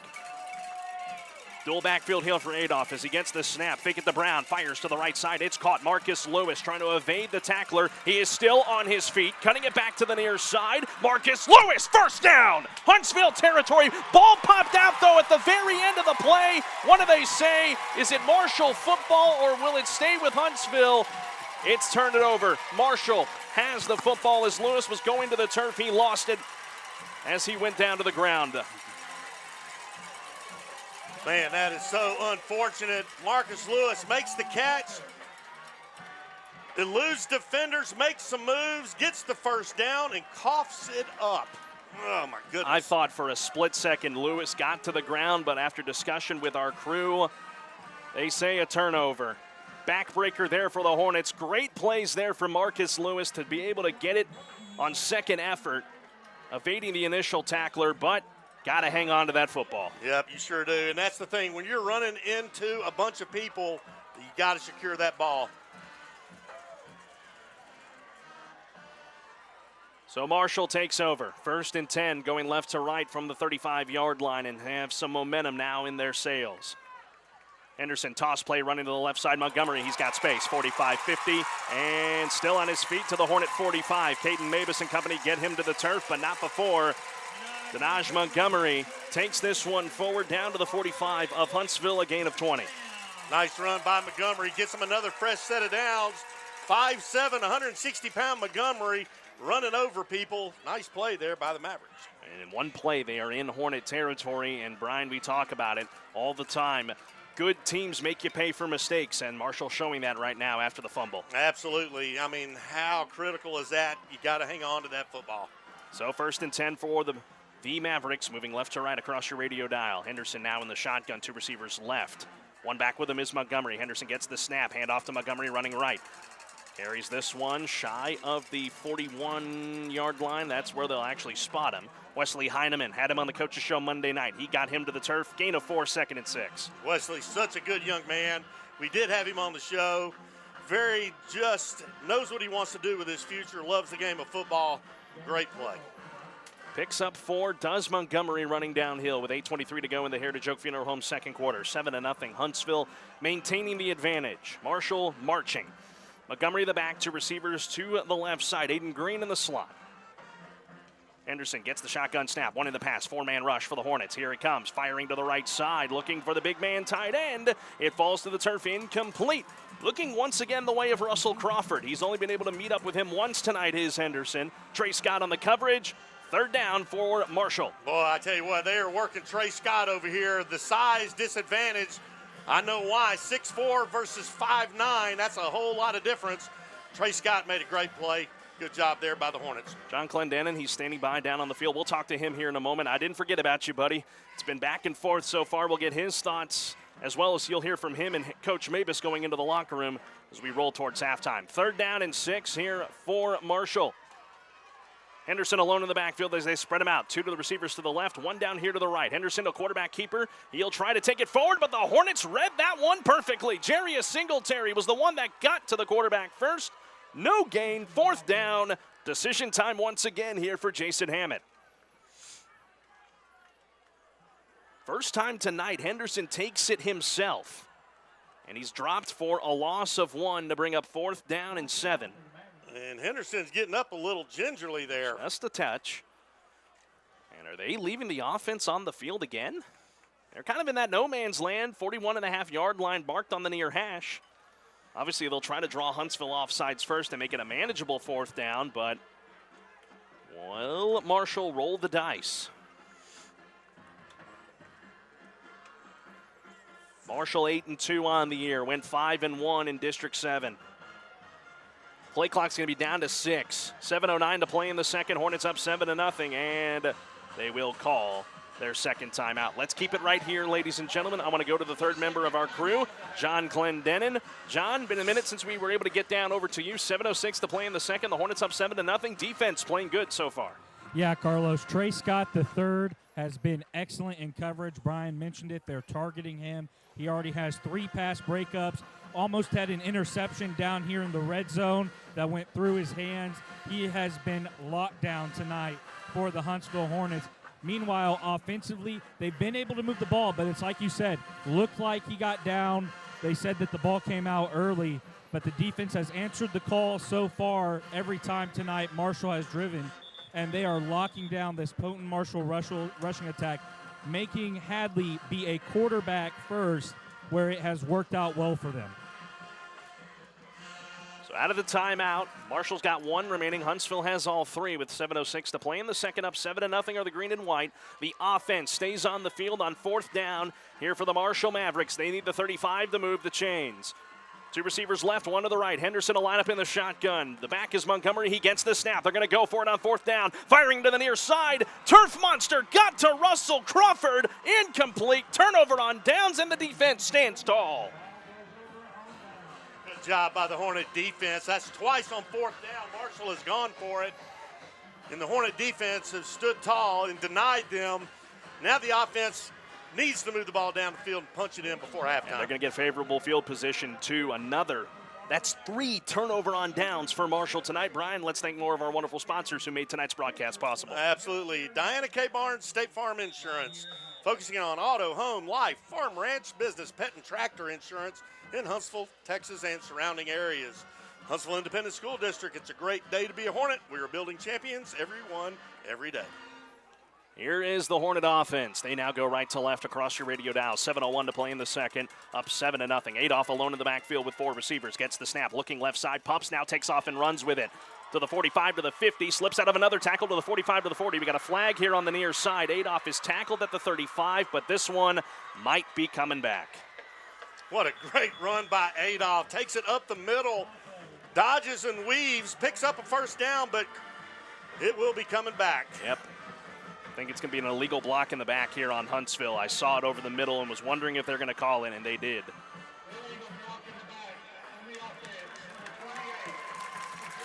Darius Singletary in on that infraction. I know that's got to drive Mavis crazy. Every time there's a huge play, there is just a penalty that comes. And it was a play where Adolph was already gone. And it didn't need to happen. No. Exactly. That penalty did not need to happen. So a tough break for the Hornets. That's going to back them up to their own 36-yard line. It's going to be first down and 15 from the spot of the foul here for the green and white. So after the big play for Adolph, same formation, sends Brown in motion. Hand off to him, running to the right side. Got a good block that time from Singletary. Trying to cut it back over the middle of the field to the 45 and near a first down. He is tackled at the 48-yard line. Late flag in well after the play was done. Man, the flag markers coming out early in this first half. Yeah, there has been a ton of flags in this first half. And that one came after the play. We actually got 2 flags. We got one at the 50 and one that came in after the play at the 44. That Trayshawn Brown, you give him the football, he is exciting. Good luck stopping him. 6:26 to go, second quarter, 7-0 Huntsville. 2 penalty markers on the field. Well, it looks like the 2 side judges. They're still discussing. Yeah, they are. And you have one referee talking to the coach from Marshall. None talking to Todd Mabus. So I wonder, this is going to go against Marshall. Oh, wow. That is huge. Unsportsmanlike conduct on the defense, number 12. 15 yards is added to the end of the run. First down. John, what you got down there? Yeah, Carlos, it's been getting a little chippy down here. After the play, he came in and he slapped the side of the area, and that drew a huge reaction. No happening on the Huntsville sideline. So I don't know if you really heard John very clearly there. Unsportsmanlike either way, called on Marshall, and it's a 1st and 10 at the 36. Brown in motion from the slot on the right side. Adolph keeps it himself, running to the right side. He's got the sideline to the 25 and out of bounds around the 23. Another penalty marker in at the 32-yard line. This one coming from the back judge. Well, that's typically doesn't bode well for your offense when it comes from the back judge. I mean, there has been a ton of yellow laundry so far in this first half. That was a run of 13 there for Adolph, and we'll see if it gets picked up, and it will be.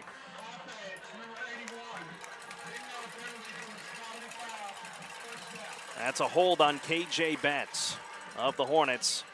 And so back Huntsville up 10. You know, that is 2 great running plays by Adolph, only to have it negated by 2 big penalties. Got to clean that up. So the ball was spotted down at the 31, or the flag was. Now back it up to the 41. 1st and 15 for Huntsville. Thank you, John, for getting that look for us on the unsportsmanlike conduct. Didn't quite have the look at it. But either way, it's 1st and 15 for Huntsville. Adolph in the pistol. Fisher in motion from the right side. Adolph gets the snap. Rolled out to the left. Fires to his tight end, Singletary. Got it at the 35. Takes a pop, still on his feet. 25, 20. Slips out of another tackle down at the 16-yard line. Mocha turns it off, first down on a massive gain of 25 for Big 28 into the Murray Insurance and Financial Services red zone. Well, what a play. And no flags that time. Yeah, imagine that, right? Singletary takes the pass from Adolph on the near side, absolutely runs over a Marshall Maverick, picks up another 10 yards, finally tackled down inside the 20. 5:50 to go in the Heritage Oak Funeral Home second quarter. It's 7-0 Huntsville. They're in the red zone, threatening for more. 2 receivers here to the near side. That's Harrison closest to us. Fisher in the slot. He comes in motion. Adolph bobbled the snap, and Marshall's got it.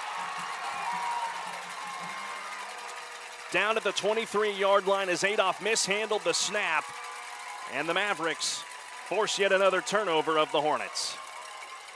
Well, my goodness. That's terrible.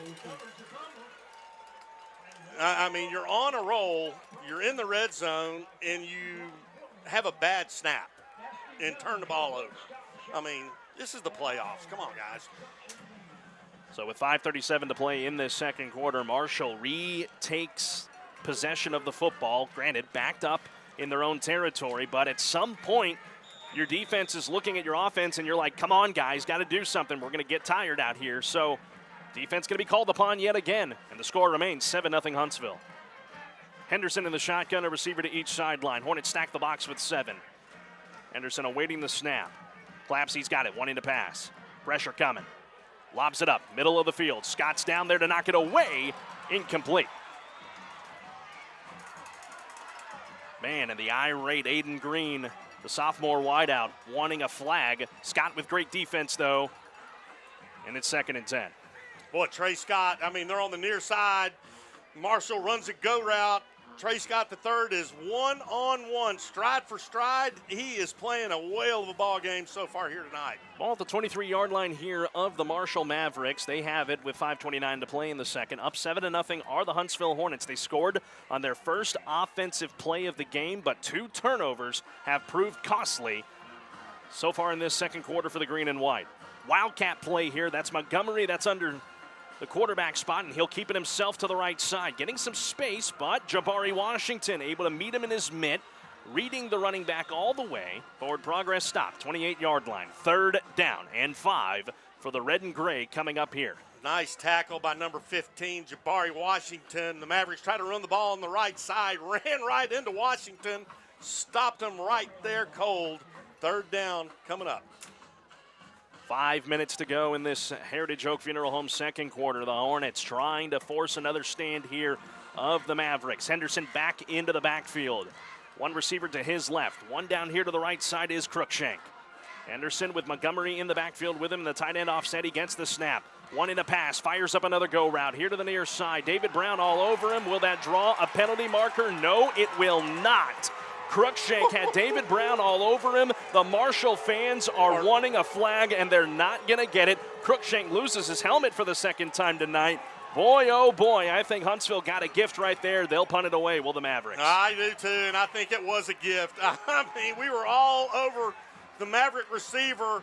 The fans want a flag. Boy, they are upset with this officiating. Well, if you're Huntsville, you'll take that. Punt time here for the Mavericks. Jesus Grimaldo to punt it away. KJ Betts is back at the 31, ready to receive. 4:39 left to go in the second. It's 7-0 Huntsville. Trying to score, and they have the ball to start the second half. Play clock at 2. Grimaldo gets a clean snap. Betts will let this one, big roll there. And it will roll inside the 15-yard line and will be down to the 11. So a long field to go here for the Huntsville Hornets.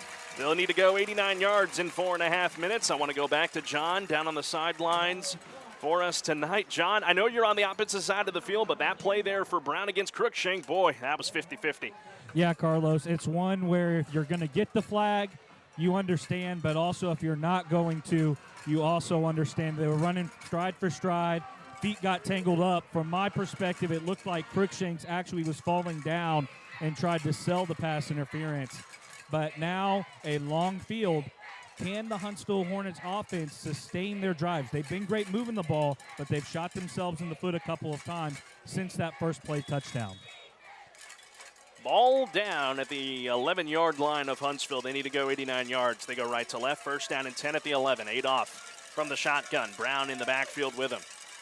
Receiver in motion. That's the sophomore Betts. Fake the give to him. Adolph will keep it around the right side, trying to bounce off one of his blockers, but he will be tackled for a loss. It's a loss of 2 on the play. And that will bring up a 2nd down and 12 here for the Huntsville Hornets. Backed up to the 9. Brian, of course, you have that quarterback expertise. At what point do you start to go vertical? Well, being the throwing quarterback and not the running quarterback I used to be, every play, to me, should be vertical. But you're right, Carlos. They got to be very careful, though. They're deep in their own end. You don't want to do anything that's going to give the Mavericks an easy score right before halftime. So I would imagine it's going to be some more heavy dose of the run game. 3:45 to go, second quarter. 7-0 Huntsville. Adolph in the gun. A receiver to each sideline. He gets the snap. On 2nd and 12. Pumps. Now we'll run with it. Slides shy of the 12. He's back to the original line of scrimmage. 3rd down and 10 coming up for the green and white. Well, the play clock is hard to even, scoreboard clock, you can hardly even see those numbers. Yeah, black on red's usually pretty tough. That's why I'm glad the numbers for Marshall are white, so you're able to read them pretty clearly. Was it 3:15 left? Yep, 3:15. I told you your eyes aren't that bad. Well, it's good. Nice to know. After the gain of 2 for Adolph, 3rd down and 10 from the 11-yard line. They need the 21 to move the sticks. Brown in the backfield, 3 receivers, 2 left, 1 right. Adolph looking to the left side off the snap. Has some time, finds Rogers over the middle of the field, 25-yard line, and tackled at the 27-yard line. A dime thrown by Zay Adolph, and enough for a Mocha Attorneys at Law first down. C.J. Rogers lined up on the near side, runs a crossing pattern. Adolph hits him perfectly in stride, picks up a first down. So you know what? The Hornets, man, throw the football. There you go. And good job by that O-line. They gave Adolph all the time he needed to make that pass. It's a gain of 16 to the 27. 1st and 10, 2.5 to play in the second quarter. Hornets up 7-0, trying to add more to their tally in this opening round contest. 2 receivers stacked to each sideline. Adolph gets the snap, running it with Brown. Running here to the left side, he'll be tackled at the 30. Forward progress is where he was stopped at the 30. Brown picks up 3. For 2nd and 7, that'll bring us down to the 2-minute timeout here in Marshall, Texas. Well, the Athens of Texas has shown a good one so far, a defensive slugfest, but it's your Huntsville Hornets up 7-0, 2 minutes left here in this second quarter. Halftime looming. See if Huntsville can get on the board before they head to the locker room. On the Hornet Nation Broadcast Network, back in 60 seconds. This is Kevin with Beckham & Jones Heating and Air Conditioning. The future of home comfort is here. The Carrier Infinity System delivers premium home heating and cooling with low energy costs. Call 936-295-9173 today and ask me what you can do to better your home comfort and take advantage of lower utility bills. Carrier, turn to the experts. Now that's Beckham & Jones. License number TACLA 26079C. Beckham & Jones Heating and Air Conditioning. 936-295-9173. Don't let a bad connection slow you down. Make the switch to Mid-South Fiber Internet and enjoy speeds you can count on with 24/7 support and repair, free data protection, and an app to control devices. Mid-South Fiber's local service is here to keep you connected. Don't miss out. Sign up today at midsouthfiber.com. Bolder, faster, fiber.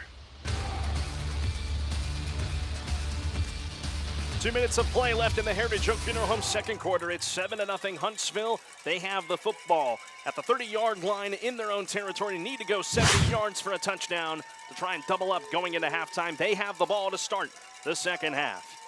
2nd and 7 for Adolph, alone in the backfield. He gets the snap. 4 receivers to choose from. Steps up in the pocket. He will now tuck it and run, making defenders miss. And looking silly, down to the 40-yard line goes Zay Adolph. Gain of 10 and of Mocha Attorneys at Law first down. Nice play by Adolph. Drops back into, hits his drop step, looks downfield, can't find anybody open, takes it himself up the middle, picks up the first down. Nice play, Adolph. So he gains 10 and keeps the ball moving down the field here for Huntsville. Clock is now rolling at 1:46. Hornets up 7-0. Empty set here for Adolph with a tight end Singletary offset. Brown in motion from the near side. Adolph keeps it himself. Running over here to the right side and tackled before he gets to the 44. Down at the 43, Adolph picks up 3. Hornets have all 3 timeouts remaining. That almost looked like a horse collar. Whisson Betts on the far side. Brown the back as Adolph. Whisson Betts on the far side. Brown the back as Adolph gets the snap. Only a 3-man rush. Adolph steps up, rolling out to the right. Fires, caught. KJ Betts on the far side. 45-yard line, make it the 46, enough for a Mocha Attorneys at Law first down. Oh, man, what a great play. Adolph drops back, stands tall in the pocket as it collapses around him, fires a bullet to Betts. First down, Hornets. 43 ticks left in the second. Hornets up 7-0. Still got all 3 timeouts, but they're willing to keep rolling the dice here. Shotgun once again for Adolph. Brown in motion out of the backfield. He gets the snap. Looking to the left side. It's dropped. C.J. Rogers. Well, he took his eyes off of it. You can see it from here. Well, that'll save a timeout for the Hornets. Stops the clock with 29 seconds left, so it works as good as a timeout. Obviously, you'd like to complete that.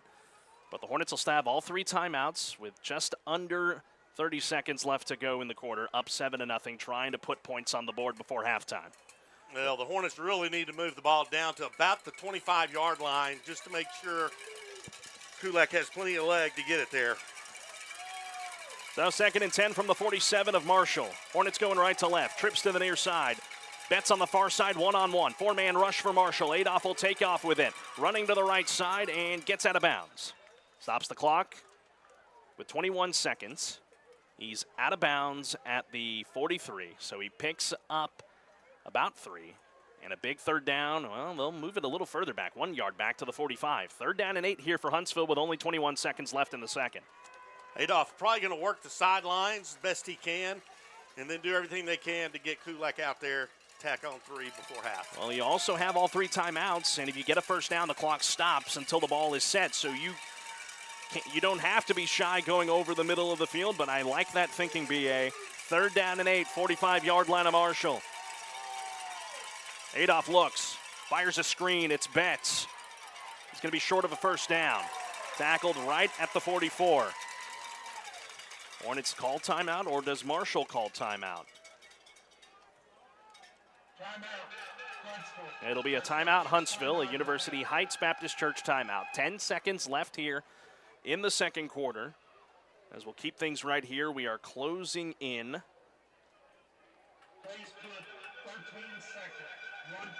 Well, they'll add 3 seconds here for Huntsville. It's 4th down and 7 coming up. At the 44-yard line here, Brian, what do you like in this situation? I mean, obviously you want to have a score going into halftime, but do you run the risk? Looks like the O-line's coming off, and Kulak will come on, not to kick, but to punt it away. Well, with 13 seconds left, I mean, there's not a whole lot of time. Well, and you don't want to give Marshall a short field either. No, you sure don't. So judging how this half is going to come to an end, Huntsville, all they've needed is the first play of their night to have a 7-point lead going into halftime. The defense pitching a shutout. Want to remind you, coming up on the Northside Baptist Church Halftime Report, we'll have analysis of this first half. John Clendenin is on the sideline ready to go to talk to Coach Mabus. We'll have that and plenty more to talk about on the Northside Baptist Church Halftime Report. You know, when they go into halftime and get with their position coaches and talk about the first half, they're going to look back at 2 different plays, 2 different penalties that cost them touchdowns, because this game is so tight. There's going to be no margin of error in that second half. Kulak the punt, snap away from Wilson. Kulak puts the boot to it, tumbling end over end, and fair caught at the 15-yard line by the Mavericks. 7 seconds left to go here in the second quarter, make it 6. So Marshall will have time to run 1 play. I'll be interested to see if they'll just take a knee, and we'll go to halftime. Oh, I tell you who's done a great job so far tonight is Trey Scott. Amen. I mean, he is 5'9", going against a wide receiver who is 6'4", who has a vertical through the roof, and he is holding his own. But I'll tell you this, Carlos, I just know how this goes. The second half, they're going to go back to that same play, and instead of not seeing flags come out, then you'll start seeing those flags come out. Watch. So, final play here of the Heritage Oak Funeral Home second quarter. Ball's at the 15-yard line here for Marshall. Give a call to this Hornet defense. They have held their own against a very sizable Marshall offense, forcing 3 turnover on downs in this first half. Henderson will line up in the pistol. He'll have 1 back there with him. They'll run 1 play. Singletary meets him instantly on the handoff to the back in Ashton Sparks, and that's how this second quarter comes to an end. We're at the half here in Marshall, Texas. It's Huntsville 7, Marshall 0. 1 half in the books.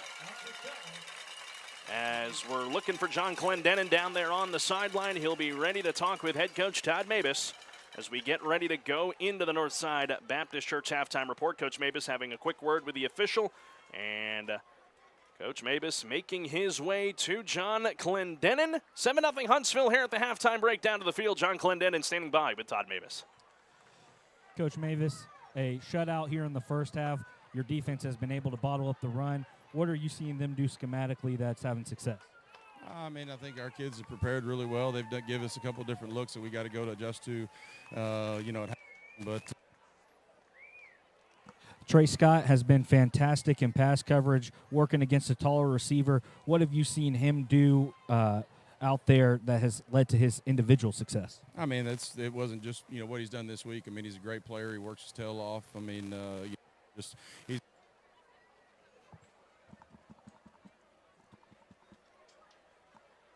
just the kind of guy. Coach, you score a first play touchdown. The offense has been well. What do y'all need to do to finish your drives? Good job of not allowing that to go into any points, but I mean, we just got to be able to stay consistent and maintain possession. Thanks so much, Coach. All right, there you go. That's Todd Mabus down there with John Clendenin as the Hornets have a 7-0 tilt here at the halftime break. When we come back, we'll bring you the Northside Baptist Church halftime report live tonight in Marshall, Texas after this on the Hornet Nation Broadcast Network.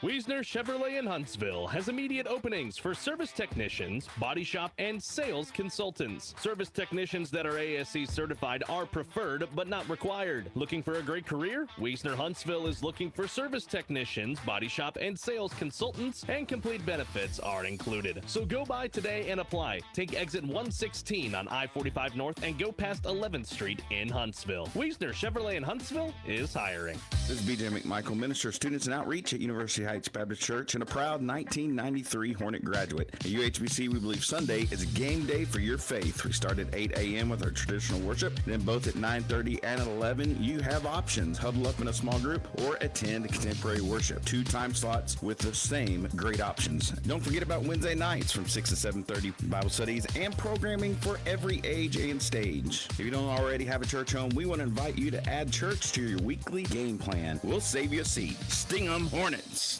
Who's ready for some football? Here at Wiesner Chevrolet in Huntsville, football season kicks off the best deals of the year. Hi, folks. Clint Mack here with Wiesner Chevy in Huntsville. We've got great deals on the 25s. Come in and get a 1500 crew cab starting at only $39,890, or Chevy Trax starting at only $21,895. Want to go green? We've got the Chevy Equinox EV starting at only $39,995. But you need to hurry to Wiesner Chevy in Huntsville to take advantage of these great deals before they're all gone. Visit us online at WiesnerHuntsville.com. Wiesner is home of the bottom line. Looking for that fresh fade or clean cut that turns heads? Come to Versatile Hair Studio 2, Huntsville's premier barbershop for men and women. Our professional barbers take the time to know your style, so you always leave looking and feeling your best. They specialize in fades, hot towel razor shaves with a steamer, shear work, neck shaves, eyebrow trims, black masks, and edge ups. Everything you need to stay sharp. Next Grand Buffet, call 936-439-4064. Versatile Hair Studio 2, where your look gets the attention it deserves. Where there's a will, there's a way, as the saying goes. But where there's no will, there's absolutely no way your last wishes will be known. You need to get serious about your estate and call Sam Moak at Moak & Moak to get your estate, will, and other documents updated now. Without a will and proper estate plan, the government decides with probate. You've put it off long enough. Sam A. Moak's practices focus on estate planning, probate, elder law, real estate, and transactional law. Practical wisdom, trusted advice, and personal service. Moak & Moak, attorneys at law. This is the Hornet Nation Broadcast Network, powered by KSAM Huntsville, 101.7 KSAM. Sting 'em Hornets. Hey Huntsville, it's Cicely with Hartfields. Can you believe it's already time to start planning for the holidays? We are getting fresh shipments of beautiful fall flowers daily and have started planning on holiday parties and events. If you have an upcoming holiday occasion that needs flowers or just a simple just because arrangement, give us a call today. Don't wait. You can always reach us at 295-5448. Check us out on Facebook and Instagram or our website at HuntsvilleHartfieldFlorist.com. If you're in the neighborhood, we'd love for you to stop by the shop at 1525 Sam Houston Avenue. This fall and always, remember Hartfield's, personalizing your events since 1957.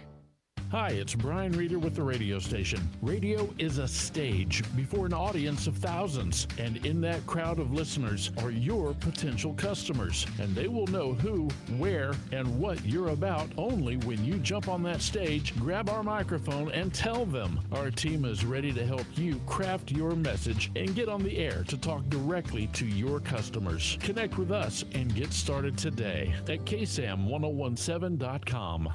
Life's journey is filled with love and memories and shared moments. When that journey ends, the path forward can feel overwhelming. Heritage Oak Funeral Home in Huntsville understands, and we're here to help. We're more than just a funeral home. We're your friends and neighbors right by your side through every step. Heritage Oak Funeral Home in Huntsville will help you honor your loved one's unique story with care and dignity. Heritage Oak Funeral Home, where heritage meets home. Your hometown funeral home. I'm Jerry Larson at Reliable Auto Parts, your auto parts plus store in Huntsville, Texas. Having great products, excellent quality, and outstanding prices. This is what you can expect from Reliable Parts, where you can purchase all your car care products, maintenance supplies, and auto parts. Our services and in-house store offerings are designed to keep your vehicle and motorized machine in proper working condition. Reliable Parts, your auto parts store, 1011 11th Street, Huntsville, 295-5747. Ready for a new ride? Then head to Bill Fink Ford in Huntsville and take advantage of huge savings during their year-end sales event. That's right, all remaining 24 models in stock have got to go, including everything from the rugged 2024 Ford F-Series trucks to the spacious 2024 Ford SUVs. Hurry in for the best selection and a no-bull deal today. Bill Fink Ford, straight talk, great deals. Shop online 24/7 at BillFinkFordHuntsville.com. This is the Huntsville Hornets High School Football Halftime Report, sponsored by Northside Baptist Church. Here's Carlos Zimmermann, Brian Adams, and Emma Sims. Welcome back to Marshall on the Hornet Nation Broadcast Network, powered by KSAM Sports. This is the Northside Baptist Church Halftime Report. 7-0, green and white, over the red and gray of the Marshall Mavericks so far this evening, as the Hornet band getting ready to play down there on the field for the entertainment of all the fans in attendance tonight. We're glad to have you with us here on 101.7 KSAM on the KSAM mobile app and on our audio-only live stream on the KSAM YouTube. We'll bring you back inside the Frank's Taco Station and Cafe broadcast booth with Brian Adams and John Clendenin. I'm Carlos Zimmermann. Brian, we'll start with you. First half, first play from offense. Hornets are on the board first. That is the difference so far in this ball game. Otherwise, it's been a defensive slugfest. Hornets have fumbled it twice that have ended drives. So in retrospect, could be a 21-0 ball game. Instead, it's 7-0. That's the card you're dealt. How do you manage it going here into halftime? Well, you know what? You're right, Carlos. There has been a lot of defense and not a whole lot of really good offense since the very first play from scrimmage when Adolph took it to the house. So they have got to play cleaner football. It's as simple as that. I mean, you cannot afford to get into the red zone and make those mental mistakes, cough up the ball, give it to your opponent. When you have an opponent down, as we always say, keep your foot on them, keep them down, and complete the game. I'll bring in John Clendenin back up here in the booth. John, you've gotten a perspective down on the sideline tonight. What have you been seeing on the field, especially from the Hornets sideline, where when they have the ball, when Marshall has the ball, just some things you've seen that have aided them so far in this first half? Yeah, I think they have great energy down there on the sideline. They're not really letting the lull happen, which is what can happen, especially if you have a lot of turnovers like they've had so far in this first half. Defensively, they have been lights out. The defense is really fueling this team and keeping them engaged in the game. There's a couple times where they're making plays and the guys are looking over at me because they know I got the microphone and kind of just giving me that look like, yeah, we came to play and we're ready to go. And I think that kind of speaks to this is a program that has been in the playoffs before. It's nothing new for them. Even if they have a first-year head coach, they know this environment. They know what they have to do to be successful. And they're doing that and just kind of giving the offense time to figure itself out. You know, they've really been attacking Trey Scott III so far in this first half. I'll get both of y'all's perspectives on this. He's been up against Russell Crawford, the tight end for the Mavericks, who stands at 6'4", 202 pounds. Trey's not that tall, at least not to that size, but he makes plays and plays and plays, and despite having a shorter stature, has made the plays that have been the difference in this ball game. It's been 50-50. We talk about those 50-50 balls that Henderson has been willing to throw this ball game and throughout the season. Brian, I'll start with you. Your thoughts on Trey's play so far, our defensive player of that first half. Oh, he's playing lights-out football is what he's doing. I mean, he is playing bigger than he is. You know, Coach Mavis talked about it. He's a great athlete. You know, he knows what he's doing. But I think the thing about it, Marshall really hasn't taken a complete advantage of that size difference yet. They're going to him, and they're going to continue going in the second half. Trey Scott's going to be targeted all night long. Yeah, Coach Mavis, I know we had some technical difficulties, but he talked about Trey's preparation, that this is nothing new for him, that he knows the kind of player he can be, and he's shown that he's played bigger than 5'9". He's played up there, and when he flips to the other side against Crookshanks, there's no break there. Crookshanks is 6'4", 180. So whichever side he is, it's eliminating that look really for Marshall and Henderson specifically. And that also allows them to be exotic with their pressure, allow them to run blitz a little more when you know you can leave that guy out there on an island and he can kind of shut down that passing game. And now another big thing that's reared its head in this ballgame has been the penalties. That has killed drives for Huntsville. Not much for Marshall, a couple here and there. But how does Huntsville clean that up coming here into this second half? They're going to have the ball right out of the gate to start. How did they clean that up here in the second half? BA, I'll start with you. Well, you know what? We talked about to Coach Mavis at the coaches show about that. He goes, he doesn't want his team to be less aggressive. Totally understand that. You want them firing off on all cylinders. They just got to be more disciplined. They got to be kind of have the field presence to understand the situation. You just can't afford to give up big penalties like that on big plays. And not just penalties, turnovers as well, John. Yeah, you just got to stay within yourself. You know, it's Adolph, as good as he is, he's still a young quarterback. And so they just have to continue to stay within themselves, not let some jeering and some jawing that's happening around the field from both teams, getting a little chippy, not let that compound into mental mistakes. They've done a great job defensively handling the quick turnarounds on the fumbles. You just can't live with that, though. It's a 7-0 ball game. It should be a 21-0 ball game with you getting the chance to make it a 28-0 ball game at the start of the second half. So stay within yourselves, allow your offense to figure itself out, and then once you get a guy past you, let go of the block.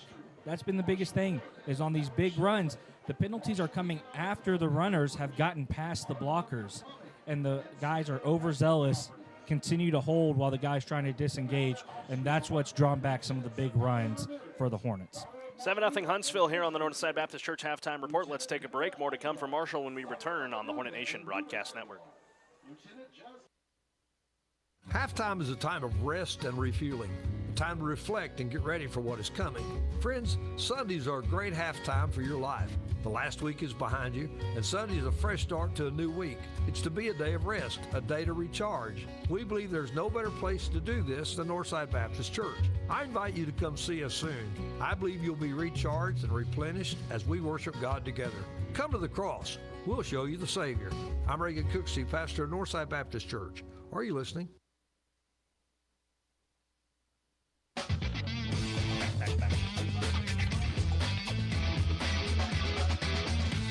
We're back here in Marshall, Texas, the Athens of Texas, as we have called it. I looked that up before we came on the air tonight. I was looking for nicknames, trying to find fun names for this town. The Athens of Texas. And there's some other ones out there I'll get to here in a little bit. But it's been the making of a fun one so far tonight. Huntsville 7, Marshall nothing here on the Northside Baptist Church Halftime Report. Before we get Brian's keys to the ball game, John, I want to bring you back in. You know, this is a new environment for you. You're normally down on the 4A ranks watching Navasota. Congrats to the Rattlers. Got a W last night over North Forest. You're also a College Station alumni, so you know the 5A ranks pretty well over the years. College Station High, been contenders for state championships. So you've had the eye for some big moments in high school football history here in the state of Texas. Looking at what you've seen over the years, how does that translate into this ball game here tonight in Marshall? Yeah, it reminds me a lot of the 2022 College Station Cougars when Steve Huff left and went to Decatur, and Stoney Pryor was the first-year head coach. Now, he was the offensive coordinator, but he still changed some things, and you know, he's going to do things his way. It's the same with Todd Mavis. Or Mavis. Yeah, Todd or Mavis. Mavis, yes. You got it. Sorry, you got me in my head about this pronunciation. I apologize to the Hornets fans at home for the names I've been butchering. But, you know, he's brought in his own way of doing things to a group of kids that not only have playoff experience, but have watched a lot of Huntsville teams go deep in the playoffs. So they understand the expectation of Huntsville Hornet football. You don't just want to be a one-and-done, okay, hey, great, we got to play one by-district game, and now it's basketball season. They've done an excellent job of being within the moment, not being too starstruck, and I think we saw that on the very first play of the game when Adolph, a bad snap, broken play, picks it up, stays calm, finds the hole, and has a 58-yard touchdown run. So we've seen those kind of moments. I think that is what is going to be the key for the Hornets here, not just this game, but the rest of a possible playoff push, is leaning in on that experience. Of course, Terrell awaits the winner of this ball game as they knocked off Seagoville last night, 72 to 14. We said during the pregame that's the furthest thing from these teams' minds. The goal, go 1-0. John, I'll start with you here as we go into our keys to this second half here for the Huntsville Hornets. How did they piece together 24 minutes to advance to round 2? I think you need to come out very good, very fundamental first drive of the second half. You're going to get the ball. You have a lead. It doesn't matter if the lead is 1 or it's 30. Play like you have a lead, but also play to win the game. Don't get too conservative. Run the offense that has been moving the ball and trust yourself that you're not going to turn the ball over. When you start scared to turn the ball over, that turnovers really start to rear their head. Brian, how do they piece this one together from your perspective? Well, I think they just need to keep pressure on Henderson, keep him contained, keep the pressure on him, and then they've got to play cleaner football. They cannot keep affording these penalties, man. They can't do it. And then finally, they just got to finish the game. Play full 4 quarters. If they do that, they keep playing like they're playing, and they clean it up, we're going to win this one. That's your halftime adjustments here on the Northside Baptist Church halftime report. When we come back, we'll take a look around on the high school football scoreboard, see what's happening elsewhere in 5A Division II after this on the Hornet Nation Broadcast Network. Halftime is a time of rest and refueling, a time to reflect and get ready for what is coming. Friends, Sundays are a great halftime for your life. The last week is behind you, and Sunday is a fresh start to a new week. It's to be a day of rest, a day to recharge. We believe there's no better place to do this than Northside Baptist Church. I invite you to come see us soon. I believe you'll be recharged and replenished as we worship God together. Come to the cross. We'll show you the Savior. I'm Reagan Cooksey, pastor of Northside Baptist Church. Are you listening?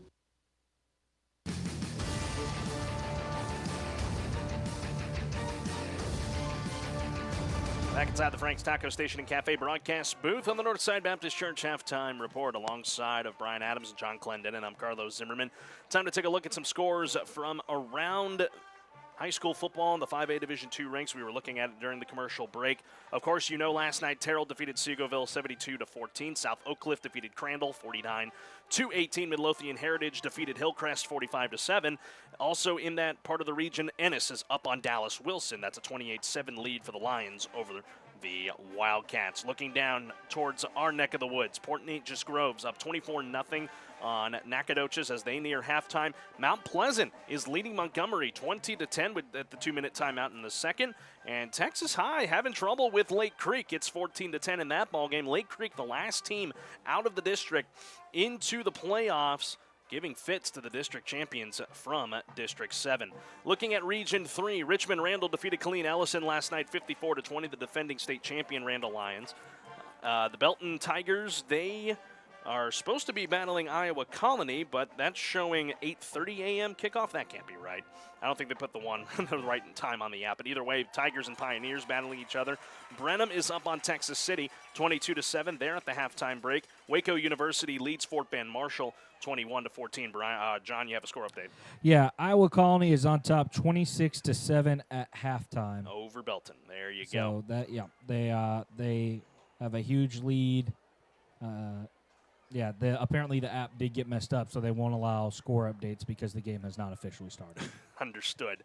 So that's a look at all those scores as we are at the 5-minute mark here on the Northside Baptist Church halftime report. So we still have a little time to jibber-jabber just a little bit. Looking over at Region 1, a couple of playmakers. Argyle over Lovejoy right now, 35-0. Mansfield Timberview leads Anna 15-14 with 10 minutes left in the second quarter there. Colleyville Heritage and Melissa, that's a 7-7 ball game in those matchups out of Region 1. Going down to Region 4, this is towards South Texas. Alamo Heights defeated Corpus Christi Carroll last night 60-0. Gregory Portland is up on Kerrville Tibby, 49-20. 2 minutes left in the second quarter. Wow, 49 first half points for Gregory Portland. Victoria West up on Corpus Christi Miller, 33-7. And the Bernie Greyhounds up on Corpus Christi Ray, 21-6 in that contest. And now for the last one, let's go to the Valley. It's Veterans Memorial out of Mission, defeating Pace 41-14. Mission Shariland, the Rattlers, defeating the Brownsville Porter Cowboys 56-7. The Mercedes Tigers lead the Roma Gladiators 16-14 with 3 minutes left to go in the second. And Mission Pioneer, the Diamondbacks, blanking Ed Couch Elsa 21-0 in that contest. And I'll do this for John since he is a College Station alum. Let's move over to to 5A Division 1. John, what region is that? Is that Region 3? Yep, Region there it is. 3, District 12. There you go. College Station, first we'll go A&M Consolidated. They're up 14-7 on Crosby. College Station up 14-7 on Angleton. They are at the halftime break. That's a look at the Texas High School football scoreboard. We'll let John get back down to the field and get ready for the second half of action from Marshall, Texas. It's Huntsville 7, Mavericks 0. Brian, John, and I have the call for the second half. Hornets have the football first when we return to the Athens of Texas on the Hornet Nation Broadcast Network. Hi, I'm Reagan Cooksey, and I have a thought I want to share with you. Are you listening? Due to the fact that Thanksgiving seems to be swept under the rug and put on the back burner because Christmas is coming, I want to spend the next few days telling you the things I'm thankful for. First, I'm thankful for Jesus Christ. Through Jesus, God made a way for fallen people like me and you to have access to Him. We were restored in our fellowship that sin took away from us. Not only do I get restoration, I get protection for every day of my life. So with Jesus in my life, I have a constant companion to walk with me and talk with me along the narrow and sometimes hazardous way of life. And the crown jewel of my relationship with Jesus is a place called heaven. I'm Reagan Cooksey, pastor of Northside Baptist Church. Are you listening? Northside Baptist Church is a vibrant, growing body of believers located at 1207 FM 980 in Huntsville, Texas. Check us out on the web at nbchuntsville.com. Northside Baptist Church, going to people in Christ to reach people for Christ. This has been a Northside Baptist Church Huntsville Hornets halftime report. Stay tuned for more Huntsville High School football on KSAM. At Walker County Federal Credit Union, you're more than just a customer. You're a part of something bigger. Hi, my name is Toy Williamson, CEO. Since 1957, we've been serving our neighbors with friendly service, fair rates, and financial solutions designed to fit real lives. Because here, it's not only about accounts and loans, it's about people, families, and community. That's why our promise is simple. More than banking, it's belonging. Walker County Federal Credit Union, member NCUA.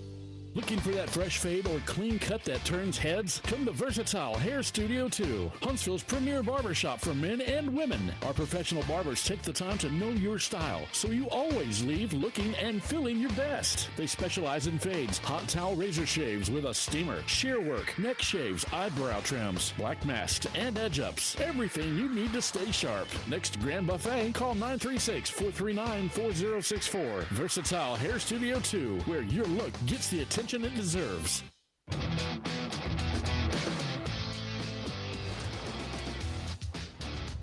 Back in Marshall, Texas on the Hornet Nation Broadcast Network, powered by KSAM Sports, as we welcome you back to the Frank's Taco Station and Cafe broadcast booth. The Hornets and Mavericks getting ready to run back through their smaller tunnels, if you will, and ready to start this second half of play as we go into the third quarter. BA, I'll bring you back in here as we start the third. Huntsville enjoying a 7-0 lead that they held from the early parts of the first quarter to now. Well, they're going to have the ball to start this second half. We talked about it in the open. Got to come out to a hot start. They did that in the first quarter. Got to do it again here in the third to put the pressure back on the Mavericks. Yeah, they really do. You know, after that first initial drive, that run by Adolph, it's the offense has kind of cooled down a little bit. Not by anything other than mental mistakes that have stopped them, you know. So they're going to get the ball back, and if they can put a methodical drive, eat some time off the clock, and punch it in, I think that'd give them a big boost of confidence, and not only a two-score lead, they've got to play clean football. Brian, one thing we didn't see in that first half was Alton Henderson running the football himself. He only did that a couple of times, and the Hornets snuffed it out. Obviously, making the adjustment in the second half in the locker room at halftime, we may see more of him running that football. How do the Hornets counter it? Well, they've got to keep him contained. And Henderson is a great athlete, just like Zay Adolph is a great athlete. You try to contain them. You do the best you can. Those two guys are hard to contain. They just have to get him down when he takes the ball. Because you're right. He's going to be running the ball quite a bit, I think. Brian, I'm taking right back to 2023 when this senior class for sophomores, we were in a deer stand at Texas City High School as the Hornets battled the Stingarees. It was a game a lot like this one. Yeah. Defense, defense, defense. Saved the turnovers and the penalties, though. It was just a hard-nosed knockout brawl, but that Huntsville came out on top. And when this senior class for sophomores, I'm taking right back there. hopefully the result that night back in 2023 bodes well here in 2025. I do too, and you're right. That's some eerie similarities from that game. Other than that, it's a perfect night for football here in Northeast Texas. Well, the kickoff receiving team is taking the field for the Hornets. Brian, wouldn't you love a kickoff return for a touchdown right here? I'm trying to speak it into existence. Yeah, I mean, keep on speaking into existence because I would love that. So here we go, getting ready to start this third quarter. Jesus Grimaldo will kick it off for the first time tonight as Marshall lost the toss and Huntsville deferred at the start of this ball game. So here we go. 24 minutes played, 24 more still in front of us. Winner goes to the area round. 7-0 Huntsville, and the kickoff for Marshall will be sent out the back of the end zone. No, it's going to be taken 2 yards deep from Trayshawn Brown here to the near side. Takes a pop at the 20, but keeps the feet going. Hurdles a man. Fumbled it going out of bounds, but he was indeed out. So not the kickoff return for a touchdown, but Brown, the heavy runner, able to take a good return. He took it from 2 yards deep, and it's spotted down at the 33. Good start here for Huntsville right out of the gate. Yeah, great return. You know, I was a little hesitant. Don't take it out. You're 3 yards deep. He takes it out, picks up big yards. Nice return on that kick. You know, we talk about Henderson not running the ball much. Trayshawn Brown, he's looking to break out here in the start of this second half. A couple of decent runs, a couple that were called back due to penalties. So an opportunity for the Hornets. They'll go left to right to start this second half. Up 7-0 on the Marshall Mavericks. And I tell you what, it's going to be a lot of this on the shoulders of the big O-line for the Hornets. They've got to open up some lanes and protect Adolph. Adolph from the gun, the tight end Singletary offset. Lewis in motion from the near side, misdirection play and a run with Brown. Looking for a hole to open up. Nothing there. Got back to the original line of scrimmage. Tackle made by Devon Tucker of Marshall. No gain, 2nd and 10. Good defense there by Marshall just to stretch that play out. Nothing doing. Gets back to the original line of scrimmage, I guess. Yep, right at the 33, so no gain for Brown as he wasn't able to find the hole. Good patience, but not able to find that forward momentum to open up for him. It'll be a 2nd down, and now they'll back it up 1. 2nd and 11 here for Huntsville. 11-17 left in this third quarter, and the Hornets up 7-0. Adolph once again in the shotgun. Singletary, the tight end offset. 2 receivers stacked left side. Gets the snap. Adolph fires to the left. It's caught. Nope, they'll say incomplete. Rogers lunging back for it on the comeback route. Incomplete, 3rd down and 11. Yeah, not a good pass by Adolph. A little outside of his range there. C.J. Rogers, incomplete pass. Man, this is a big 3rd down coming up right here on this opening drive of the second half. You obviously don't want to go 3 and out when you have the ball out of the locker room, and that just gives all the momentum to the team on the other side. Tonight, the Marshall Mavericks in round 1 of the postseason. 11:04 to play in the third. Huntsville 7, Marshall 0. Fisher will be one-on-one here on the near side. 2 receivers to the left with Lewis in the slot. He'll come in motion. Adolph from the shotgun. Waits for Lewis to get set on the near side. He's got the snap. 4-man rush. Adolph loads it up. Deep ball looking for Fisher down the field. He's got him! 15-yard line! Landon Fisher and Zay Adolph connect. Big first down to the red zone. What a pass by Adolph. That is a quarterback's dream. Let it fly. Let your wideout run underneath it. One-on-one coverage. The Hornets, huge play in the red zone. 53 yards from Adolph to Fisher. Murray Insurance and Financial Services red zone. Adolph keeper here to the right side. He's tackled. Good open field tackle made. Number 13, Nataven Johnson. But again, back to the big play. Adolph laid it up. Fisher beat his man and just ran underneath of it. And a touchdown saving tackle was made by Blanton Hale. After the loss of 1 for Adolph, it's 2nd and 11 at the 16-yard line. Yeah, that is the perfect pass by Adolph. I mean, just let it go. One-on-one coverage. Just a great play. On 3rd and 11, no less. Back to 2nd and 11. Adolph alone in the backfield. Brown in the slot on the near side. Part of a 4-receiver package. Adolph keeps it himself over the middle. Trying to cut it back to the near side. Got some space, and Brown blocking ahead of him to the 5, into the end zone. Touchdown, Zay Adolph. 16-yard scamper, no flags, and Huntsville scores first out of the gate. Well, this is kind of deja vu all over again. He did it in the first half. He did it in the second half. Zay Adolph takes it himself around the left side into the end zone.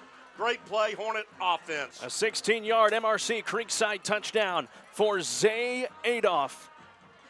And with 9:56 to play in the third quarter, the Hornets up 13-0 on the hosts, Marshall. Now for the Nelson Amayas Collision Center point after try for Caleb Kulak. Marcus Lewis will hold it. Snap good, hold good. Kulak's kick through the uprights. 9:56 in the third quarter. Huntsville 14, Marshall 0. Back in 60 seconds on the Hornet Nation Broadcast Network. I'm Jerry Larson at Reliable Auto Parts, your auto parts plus store in Huntsville, Texas, having great products, excellent quality, and outstanding prices. This is what you can expect from Reliable Parts, where you can purchase all your car care products, maintenance supplies, and auto parts. Our services and in-house store offerings are designed to keep your vehicle and motorized machine in proper working condition. Reliable Parts, your auto parts store, 1011 11th Street, Huntsville, 295-5747.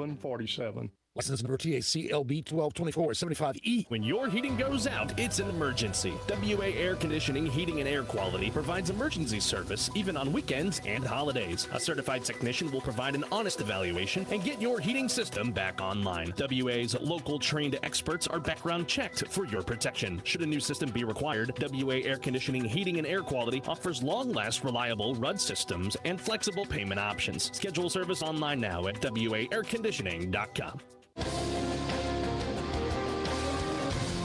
Back in Marshall, Texas, 14-0 Huntsville, 9:56 to go in the third. Caleb Kulak for the Diana K. Barnes State Farm Insurance kickoff. That's unfortunately going to roll out of bounds on the far end of the field, so they'll probably move the ball up. No re-kick needed. Let's go to John Clendenin, third member of our crew, trying to look for you down there, buddy. I see you over there, right around the same spot where Adolph ran it in for the end zone. How about that? In 2 or make it 3 plays, they go 69 yards and they're in for the score. Yeah, Carlos, set up by the great play on third down. They got the guy in motion. He was able to beat his man, and then Adolph just being patient, finding his blocks. A great job by the running back to come out and block for him. And after he got past the corner, he was gone to the end zone. 14-0 Huntsville. Marshall takes over on offense. First and 10 at the 30 after the kickoff out of bounds. Toss play running to the left. This is Montgomery with some space, but tackled. We'll see where they spot it. 35-yard line here on the near side. Gain of 5 for Montgomery, and they'll bring up second down and 5 here for the Mavericks. Nice tackle, Jemiah Peterson there for the Hornets, number 22. Over here on the left side by his by the cornerback, too. Yes. Good play. So after the gain of 5, it's second down and 5 for the Mavericks. They move right to left across your radio dial. Henderson will line up under center. Montgomery the back and a receiver to each side. 3 on the 4, make it 4 on the line for the Hornets. Direct handoff Montgomery, staying patient. Slips out of a tackle, but Caden Mabus able to, or rather Caleb Franklin is the one that got him around the ankles. He gained 4, but it's not enough for a first down. It's a third and a measly 1 for Marshall. 9 minutes to go in this third quarter. Huntsville 14, Marshall 0.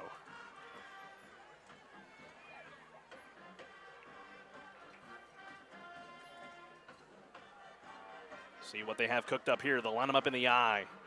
That sparks between the quarterback Henderson and Montgomery. 2 receivers right on 3rd and 1 from the 39.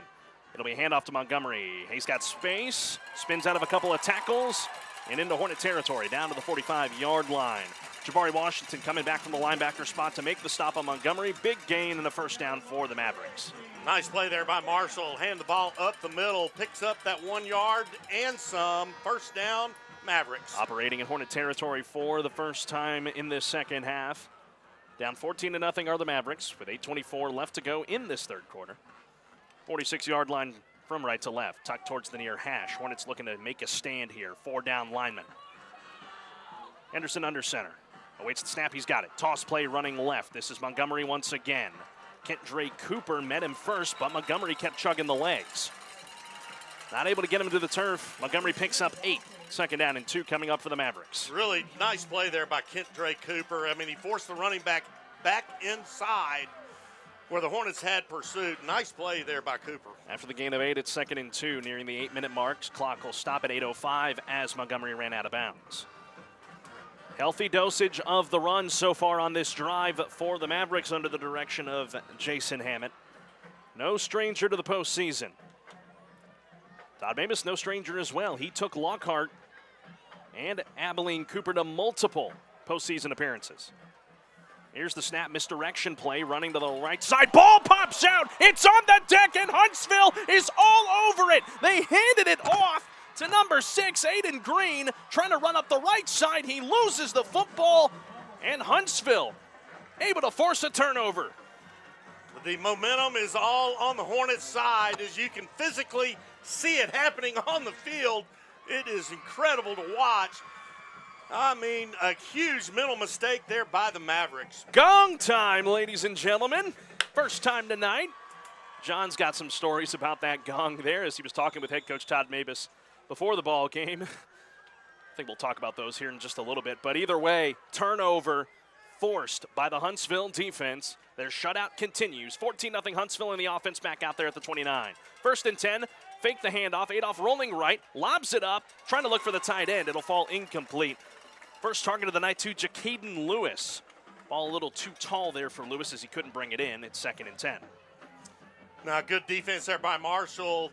Adolph is rolling to his right. They had a blitz on. He had to get rid of it really before he wanted to. Little high toss to the tight end. Incomplete. 2nd and 10. Of course, that Hornet O-line getting a couple of different looks with Eli Cruz out for the remainder of the season. Yeah, Victor Alawadi playing that right tackle spot, transitioning over from defense. And they have done a very good job so far in this ballgame, that big O-line for the Hornets. Bubba Moreno, the senior center, ready to snap it to Adolph on 2nd and 10 from the 29. Hornets going left to right, 3 receivers, 1 in motion. That's Ty Harrison. Hand it off to Harrison. Well, they're going to blow the play dead. We have whistles. I don't see a yellow penalty marker out there. They may have already grabbed it. Timeout. Timeout taken by Huntsville. Let's take it with them for a University Heights Baptist Church timeout. 7:47 to go in the third. Huntsville up 14-0 here in Marshall. This is B.J. McMichael, Minister of Students and Outreach at University Heights Baptist Church and a proud 1993 Hornet graduate. At UHBC, we believe Sunday is a game day for your faith. We start at 8 a.m. with our traditional worship. Then both at 9:30 and 11, you have options. Huddle up in a small group or attend contemporary worship. 2 time slots with the same great options. Don't forget about Wednesday nights from 6 to 7:30 Bible studies and programming for every age and stage. If you don't already have a church home, we want to invite you to add church to your weekly game plan. We'll save you a seat. Sting 'em Hornets.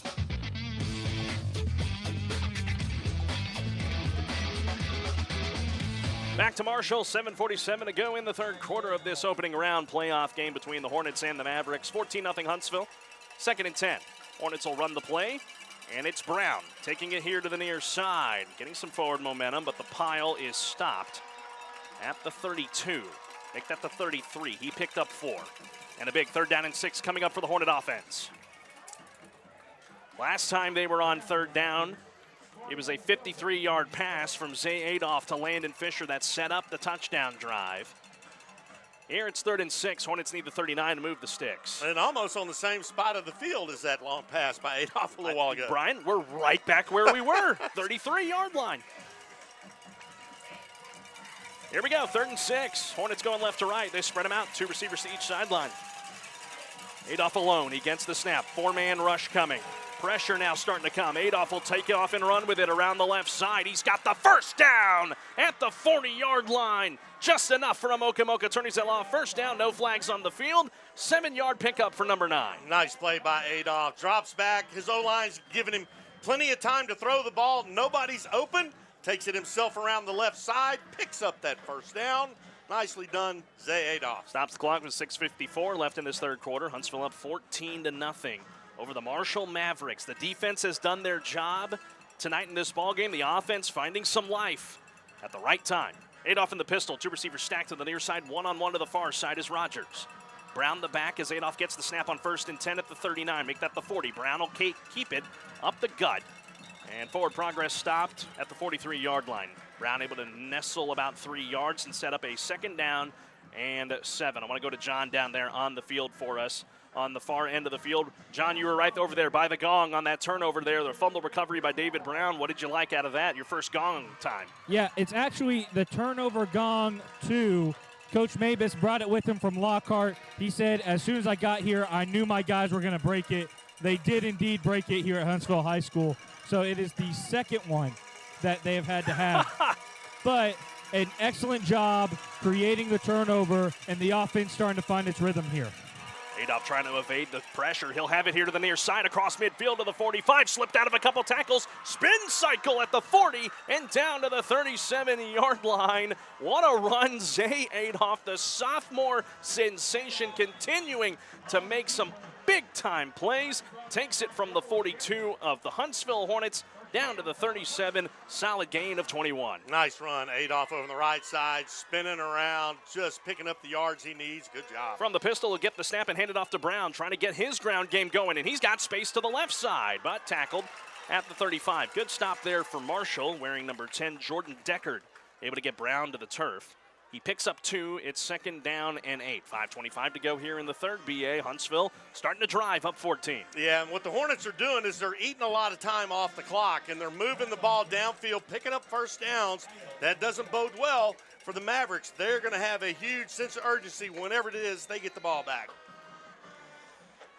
Second and 8 here for the Hornets at the Marshall 35-yard line. Shotgun now for Adolph. Brown the back, 3 receivers, 2 right, 1 left. Here's the snap. Adolph hands it off to Brown, slips out of a tackle, trying to cut it to the near side.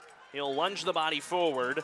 He's tackled by the tandem of Deckard and Monte Haynes at the 31. Third down coming up for the Hornets. They need the 27 to move the chains. 3rd and 4 coming up. No, it's third down.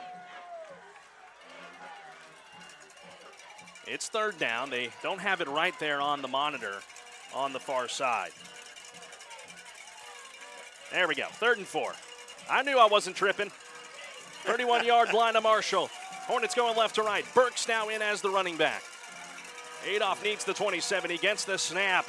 Hand off to Jacavian, cuts it back to the 25, and down in the red zone at the 20-yard line goes Jacavian Burks. Moka turns it off first down to the Murray Insurance and Financial Services red zone, a gain of 11. I mean, just take your pick. I mean, pick your poison if you're Marshall. Exactly. I mean, the Hornets running backs, they are just on fire. First down and 10 to the 20. Adolph gets the shotgun snap. It's back to Burks, cutting it back. Flag flies in, and Burks is going to be stopped. Well, no, still was on his feet. Lunged backward, but either way, a flag has come in. Our first penalty marker besides the kickoff out of bounds here in this second half. It's in the area of holding on Huntsville, and indeed it is. So that'll back the Hornets up. Another holding call on the Hornet offensive line. There's been about 3 of those just brutal holding calls that I know the Hornets wish they could take back. So it's a loss of 10, and they'll back Huntsville up to the 30-yard line. First down and 20 coming up here for the green and white. Hornets been on the move, though, in this third quarter. 3:50 to play in this third. Huntsville's up 14-0. Adolph will go with an empty set. The tight end Singletary offset to his right. 2 receivers to the left side. That's Brown in the slot with Harrison. Lewis and Betts here to the near side on 1st and 20 from the 30. Brown in motion from that slot spot. Zay Adolph will take it around the left side and has some space at the 25 to the 20 and taken out of bounds near a first down around the 10-yard line. I think he's going to be just short, but either way, Adolph continuing to do it with his legs. He's out at the 12. He gained 18. 2nd and 2 coming up. Nice run by Adolph around the left side. 2 yards short of the first. Great blocking out in front. Hornet offense, man, this is the kind of drive right here. Fantastic. Eat the clock up. Nicely done. Almost inside 3 minutes to play here in the third quarter. Huntsville 14, Marshall 0. 2nd and 2 after the gain of 18 by Adolph. Brown checks back in. Harrison to the left, Lewis and Betts here to the near side on 2nd and 2. Adolph gets the snap, option carry, Brown around the left side. Has a first down beyond the 10 and forced out of bounds by a tandem of Mavericks. And the chains continue to roll here for the Huntsville green and white as they continue to march the ball towards the end zone. It'll be 1st and goal for Huntsville right at the 10. 2:46 left in the third quarter. John's going to get a good look at this right here if they punch it in. Brown in the backfield with Adolph out of the gun. He gets the snap. Option carry for Adolph. Stiff arms a man. Slipped around the 10. Still chugging the legs, though, is Zay Adolph. He's still on his feet, but now they'll blow the play dead at the 3. Adolph picks up 7 for 2nd and goal at the 3. Man, this kid's something else. And look who's joining us here in the broadcast booth. Former head coach Rodney Southern coming by to say hello. Coach, good to see you, sir. Your former team right here as this Marshall team. Actually, it's 2 of your former teams out here tonight. How you like that? Well, it's good to see you, sir. Huntsville's got the ball, 2nd and goal at the 3-yard line. Adolph in the gun, Brown in the backfield. One will come in motion, but Todd Mavis doesn't like what he looks, and he'll call a quick time and we have out. A flag from the back judge. Nope, would have been a delay of game, but Coach Mavis called his 2nd timeout. So Huntsville's only got 1 left. Let's take it with them on a University Heights Baptist Church timeout. We'll get a selfie with Coach Southern and then bring you this next play after this.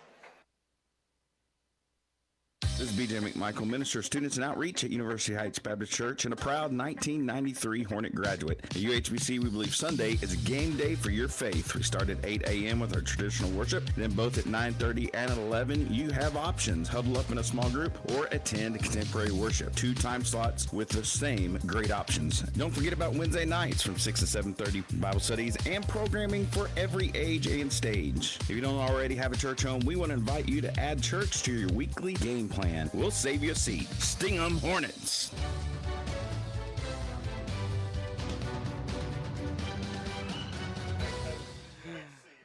Great to see you, Coach Southern, as we welcome you back here inside the Frank's Taco Station and Cafe broadcast booth. It's 1:52 left in this 3rd quarter. Huntsville up 14-0. They're threatening to score. 2nd and goal here at the 3-yard line. BA, as the Hornets retake the field. Man, always good to see that, man. And, of course, now the head coach at Copperas Cove, and wishing him all the best in that new endeavor.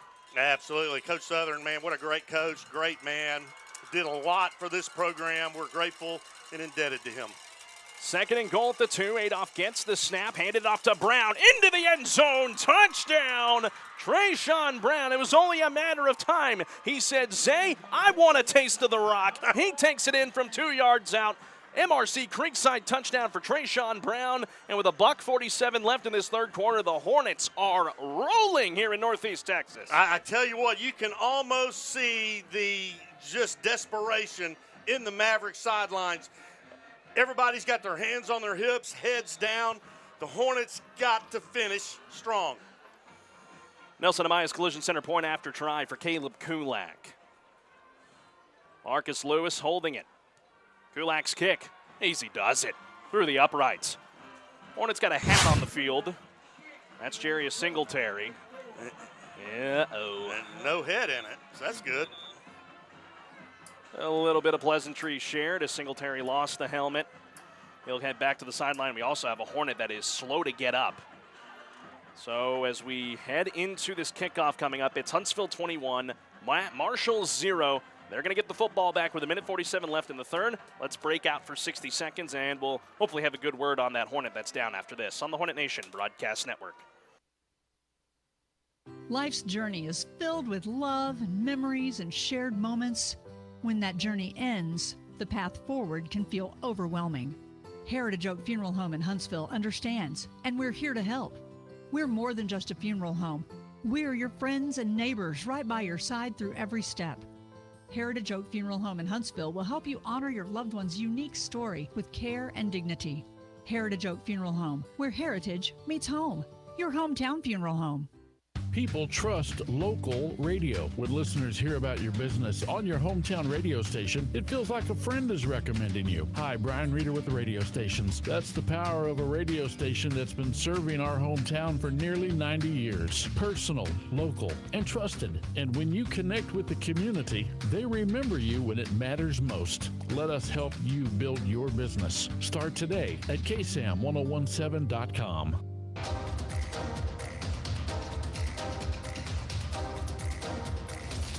We welcome you back here to Marshall, Texas. 1:47 left in the 3rd quarter. The injured Hornet after the extra point was Ian Johnson. And And he came off the field with some assistance, so hopefully he will be okay. One of the stars on that O-line for the Hornets, as here's the Diana K. Barnes State Farm Insurance kickoff. A pooch kick for Kulak. That's bobbled by Marshall at the 20. Now they got space up the far side, 35 to the 40. Great stop, Sam Cleveland at the 40-yard line. Taking out the returner even after the bobbled return. So a good start on the field position here for the Mavericks. He is spotted out at the 42-yard line, so good field position, but Huntsville feeling good. Brian, let's thank some of our sponsors who made tonight's broadcast possible. Absolutely. Hartfield's Florists, personalizing your event since 1957. Northside Baptist Church, growing people in Christ to reach others for Christ. Wiesner of Huntsville, home of the bottom line. And Huntsville Hornet football is presented by WA Air Conditioning, Heating, and Air Quality, your local HVAC experts. So here are the Mavericks, who have been stymied by this Hornet defense. 1st and 10, going right to left at the 42-yard line from the shotgun. This will be Alton Henderson. He gets the snap, hands it off. This is Montgomery waiting for a hole to open up. Cutting it back to the near side. Kentre Cooper able to find the running back before he gets any momentum downfield. No gain, and it's 2nd and 10. Good read by number 27. Yeah, great job by number 27, Cooper. I mean, he was being blocked, and the runner came right at him. He shucked his blocker, made the tackle. Great play. That front line for the Hornets has done a great job. Of Cooper coming in from that linebacker spot. Also plays DB. Mostly that's his primary position. He's been playing good tonight, making some big plays. After the no gain, it's 2nd and 10 for Marshall. A minute left to go in the third quarter. Huntsville up 21-0 here in Northeast Texas.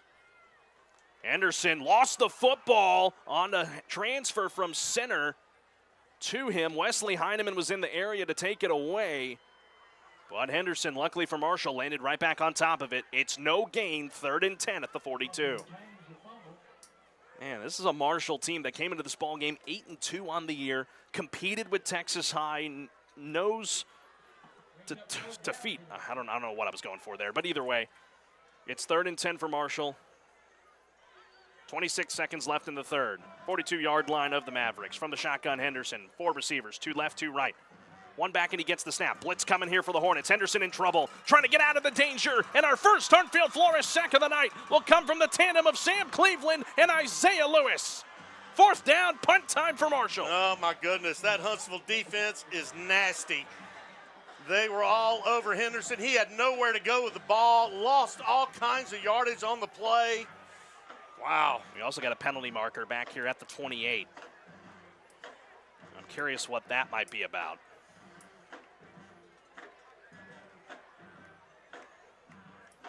Jason Hammett having some words here for the officiating crew. I'm curious what this flag's about.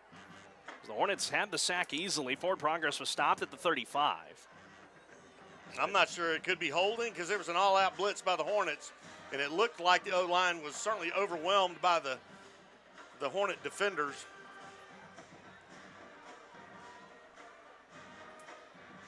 After the play, unsportsmanlike conduct on Marshall.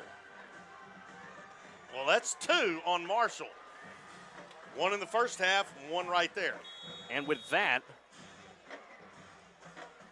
the clock should be running here, even though the flag was thrown. Yep. Marshall's not going to get a playoff here as we end this third quarter. That was 5 seconds left on the clock, and we go to the final 12 minutes. How about this for your Huntsville Hornets? They come on the road here in Marshall, and they are 12 minutes away from a berth to round 2. Terrell awaits the winner. Huntsville trying to keep the foot on the gas pedal as we go to the final 12. Here tonight in Marshall, Texas on the Hornet Nation Broadcast Network. Where there's a will, there's a way, as the saying goes. But where there's no will, there's absolutely no way your last wishes will be known. You need to get serious about your estate and call Sam Moak at Moak & Moak to get your estate, will, and other documents updated now. Without a will and proper estate plan, the government decides with probate. You've put it off long enough. Sam A. Moak's practices focus on estate planning, probate, elder law, real estate, and transactional law. Practical wisdom, trusted advice, and personal service. Moak & Moak, attorneys at law.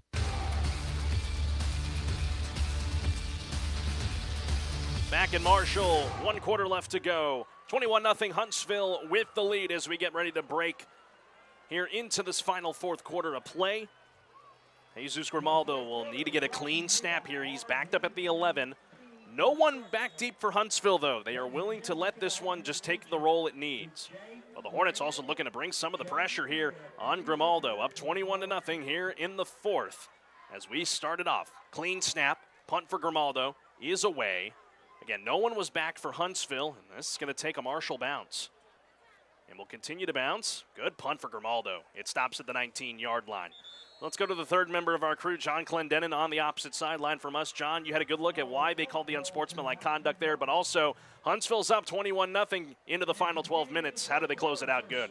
Yeah, Carlos, first of all, not unsportsmanlike. They were pulling guys off of the pile, not allowed anymore. The referee has to be the one to separate players out of a pile after that huge loss. Offensively, Huntsville, you just have to do what you've been doing in the second half. Your offensive line has started to impose its will against Marshall, and that's why we're seeing these big runs break, because the holes are getting bigger and bigger as this offensive line is actually playing with more energy here as the lead grows. They're not wearing down. It seems like they're just getting started. 21-0 Huntsville as they retake the field. 1st and 10 from the 19, moving right to left. Fisher in motion, misdirection handoff. Brown running to the right side, but swallowed up by a tandem of Mavericks. Devon Tucker was the one that met him first. He got back to the original line of scrimmage. No gain, 2nd and 10. Well, Trayshawn Brown, Burks, both of these running backs are having an incredible night tonight so far here for the Hornets. And Zay Adolph, goodness gracious, he's lighting it up. Have a ball game, young man.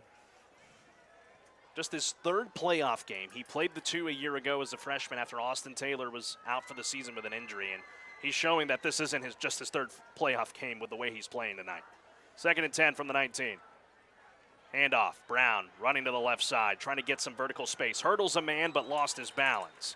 If he stays on his feet, he's off to the races, but he's down at the 21. He picked up 2, and it's 3rd down and 8 for Huntsville. Really big 3rd down coming up here for the Hornets. If they can convert right here, you know what? They're just going to chew up a ton of clock, but they need to convert. It's a 3-possession lead for the Hornets. All 3 timeouts are remaining for Marshall, plus the 2-minute timeout later in the quarter. 1 left for Huntsville. It's Adolph from the shotgun. Brown the back. Rogers will go one-on-one here on the near side. 2 receivers to the right side on 3rd down and 8 from the 21. Adolph awaiting the snap from Bubba Moreno. Taking his sweet time, play clock at 6. Gets the snap. Rolling to the right, misdirection handoff once again. Brown, but Mavericks able to snuff it out. Mavericks did a great job staying at home right there, not going for the fake. Really good job by the linebacking core there for the Mavericks. So the clock will continue to roll inside 10 minutes to play. 21-0 Huntsville. They'll have to punt it back to Marshall, but your defense is clicking on all cylinders right now. One drops back to receive. That's Blanton Hale. Caleb Kulak to punt it off. The young sophomore Braden Wilson in for Chad Lewis at the long snapping. He has had a solid night in his first playoff game of that young man's career. Well, the defense is about to get tested because the Mavericks are probably going to end up with a short field. False start. And a Hornet jumped early. And that's just only going to make it easier for Marshall. Benjamin Thomas is going to be the one whistled for the foul. So back it up 5 from the 21 to the 16 is Scott Stewart, special teams coordinator for this Hornet team. Just tell them to stay and keep playing within themselves like John talked about earlier. Clock continuing to roll with 9.5 to play in the 4th. Here's the snap from Wilson. Kulak, a rugby-style kick, put the good boot to it. Fair catch, Hale. Did he bobble it? I don't know if he ever touched it, as it kind of went through his hands, it looked like. But, man, that's a dangerous over-the-head play you're trying to make. Caleb Franklin got after the football but was out of bounds, so it's out at the 49-yard line. So a short field for Marshall. Brian, let's thank more of our sponsors who made tonight's broadcast possible. Absolutely. Want to thank Nelson Propane, your hometown propane provider. Huntsville Independent School District. It's a great day to be a Hornet. We are building champions, everyone, every day. And Mocha Mocha Attorneys at Law. For your estate planning, real estate, or business law needs, call Mocha Mocha Attorneys at Law, serving Huntsville since 1971. We're at the top of the hour. Let's pause 10 seconds for station identification on the Hornet Nation Broadcast Network. This is the Hornet Nation Broadcast Network, powered by KSAM Huntsville, 101.7 KSAM. Sting 'em Hornets. All right, welcome back here to Marshall.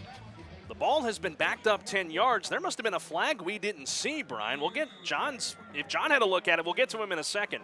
So instead from the 49, under center is Henderson from the 39. He gets the snap. Play action fake. Wanting to load it up, a deep ball. He's got a guy down there and nearly intercepted by Trey Scott III. He bobbled it around like a pancake on a hot pan, but he couldn't quite haul it in. Either way, it works for Huntsville. It's incomplete, 2nd and 10. Over to John. What did you have a look at what that penalty could have been? Yeah, Carlos, I don't know if it was a leverage penalty or something like that. It was at the line of scrimmage. It was on Marshall.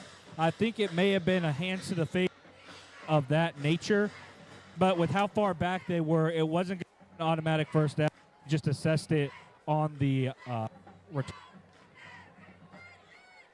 Thank you for that clarification, John. 2nd and 10 from the 39 of Marshall. The Mavericks moving left to right with 9:08 to play in the 4th. Here's the snap. Handoff running to the right. This is Montgomery. Has a little bit of space. Slips out of Mavis's hands, and he's still going. But a touchdown-saving tackle made by number 2, Trey Scott.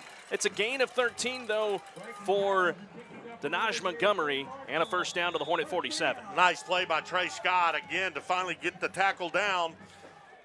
Marshall's in that hurry up. Time is of the essence for the Mavericks.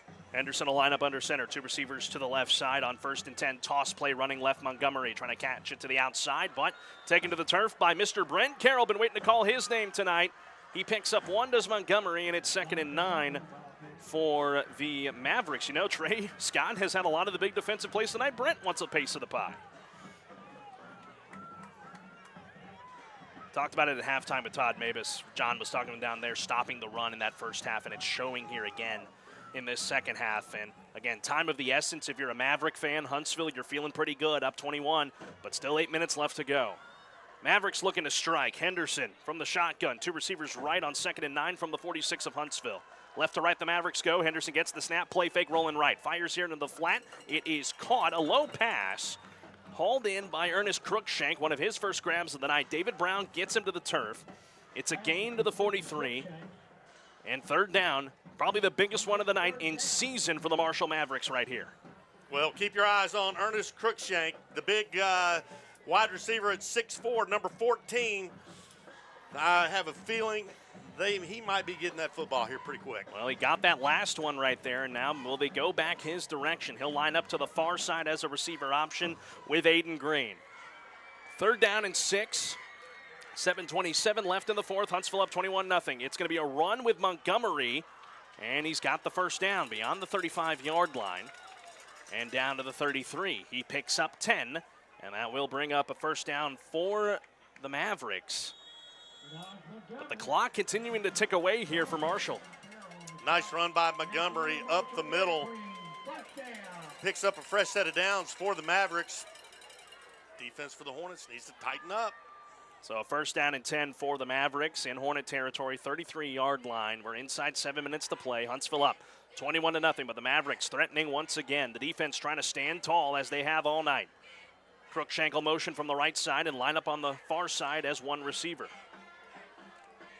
Montgomery in the backfield. Henderson gets the snap. One in the pass. Lobs it up. Looking for Crookshank. Well out of his reach, incomplete. Trey Scott was the one. Back in coverage once again, but airmailed by Henderson. It's 2nd and 10. Well, you know, that's some of the things that we talked about at the beginning of the show. Can Henderson really see over the lines? In some of these passes he's been throwing tonight, he's throwing them up as a prayer. I don't think his vision is I don't think he's seeing his wideouts very good. It reminds me a lot of Reggie Williams the last 3 years for the Montgomery Bears. Not very tall in stature, but a good arm. Yep. 2nd and 10 from the Hornet 33. Left to right, the Mavericks go. 6:34 left in the game. 21-0 Huntsville. Shotgun snap, handoff Montgomery, running to the left side. Slipping around the A-gap and has some space. Cutting it back.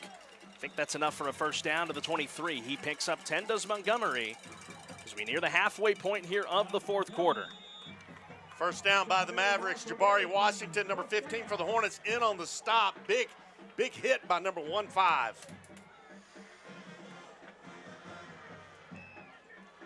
Under center is Henderson. He'll hand it off again. Montgomery running to the right side. Hornets looking for contain. That's Trey Scott III and company. And Jabari Washington running Montgomery out of bounds.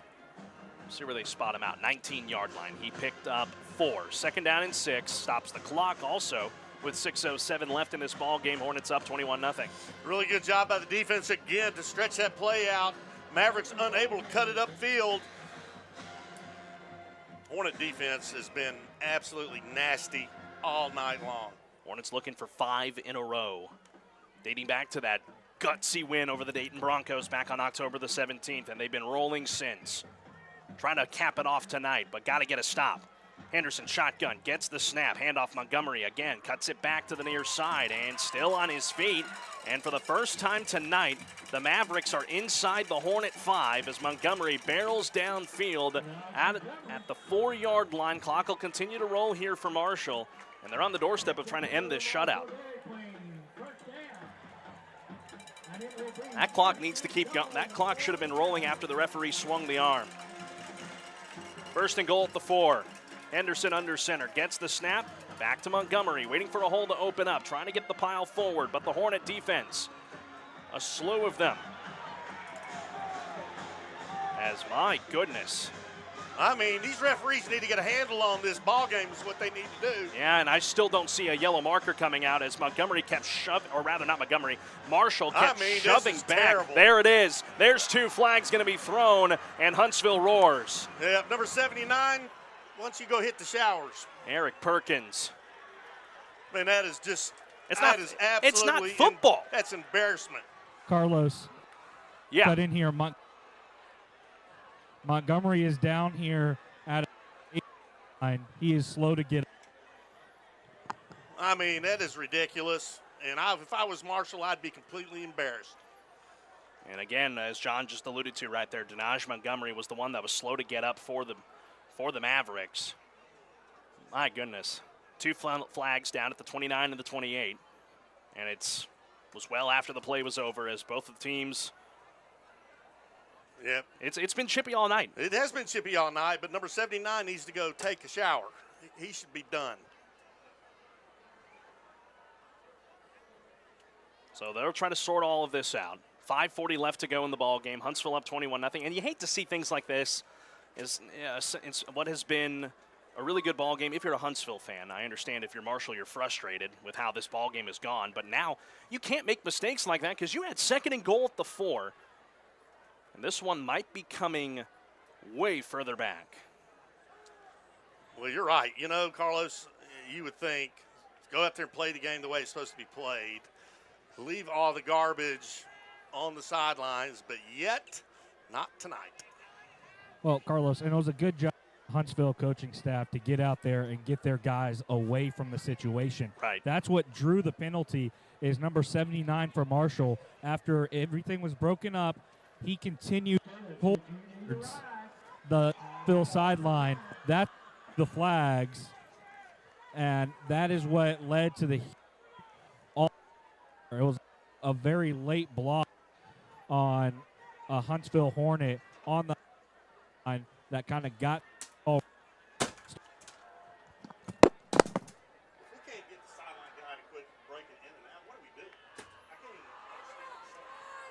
Thank you, John, down there on the sidelines for us as they continue to try and sort all this out. We've ended up in a lull here. 5:40 to go here in the 4th as they finally get the message here to Todd Mavis and figure out what he wants to do here, and that's what has brought us to a stoppage. Super proud of these Hornets, though, keeping their composure under that kind of situation out there.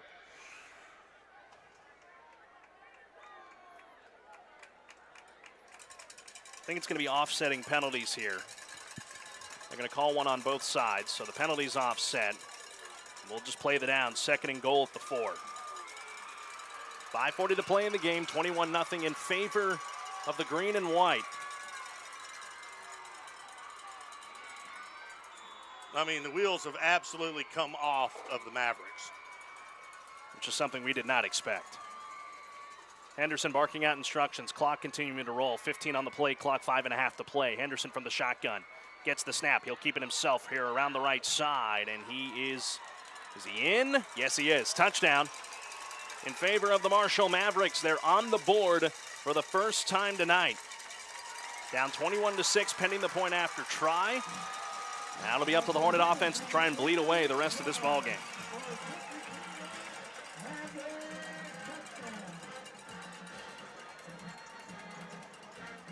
Well, that was quite the interesting situation that transpired right out in front of us on that last drive there by the Mavericks to finally get on the board. But that was an ugly display for sure. 5:19 to play in the fourth. High snap. Kick just tucks inside the left upright there for Jesus Grimaldo. Well, it's 21-7. Marshall ends the shutout, but the Hornets still have 2 possessions. Got to get the offense rolling if they want to come away a winner. Back after 30 seconds here on the Hornet Nation Broadcast Network. Folks, this is Frank Oliveris, Marine Corps veteran and owner of Frank's Taco Station and Cafe, Riverside, Texas. Come on out to Frank's, where we welcome you like family and invite you to try some of our favorites, like the Frank's Bacon Cheeseburger, Brisket Kojo Taco, Chicken Fried Steak, Baked Potatoes, and more. At Frank's, there is something on the menu for the whole family. Frank's, the home of the loaded train, offers dine-in or carry-out. We are open Monday through Saturday, or call in your order at 936-594-8139. See you soon, and as always, we love you in Christ Jesus.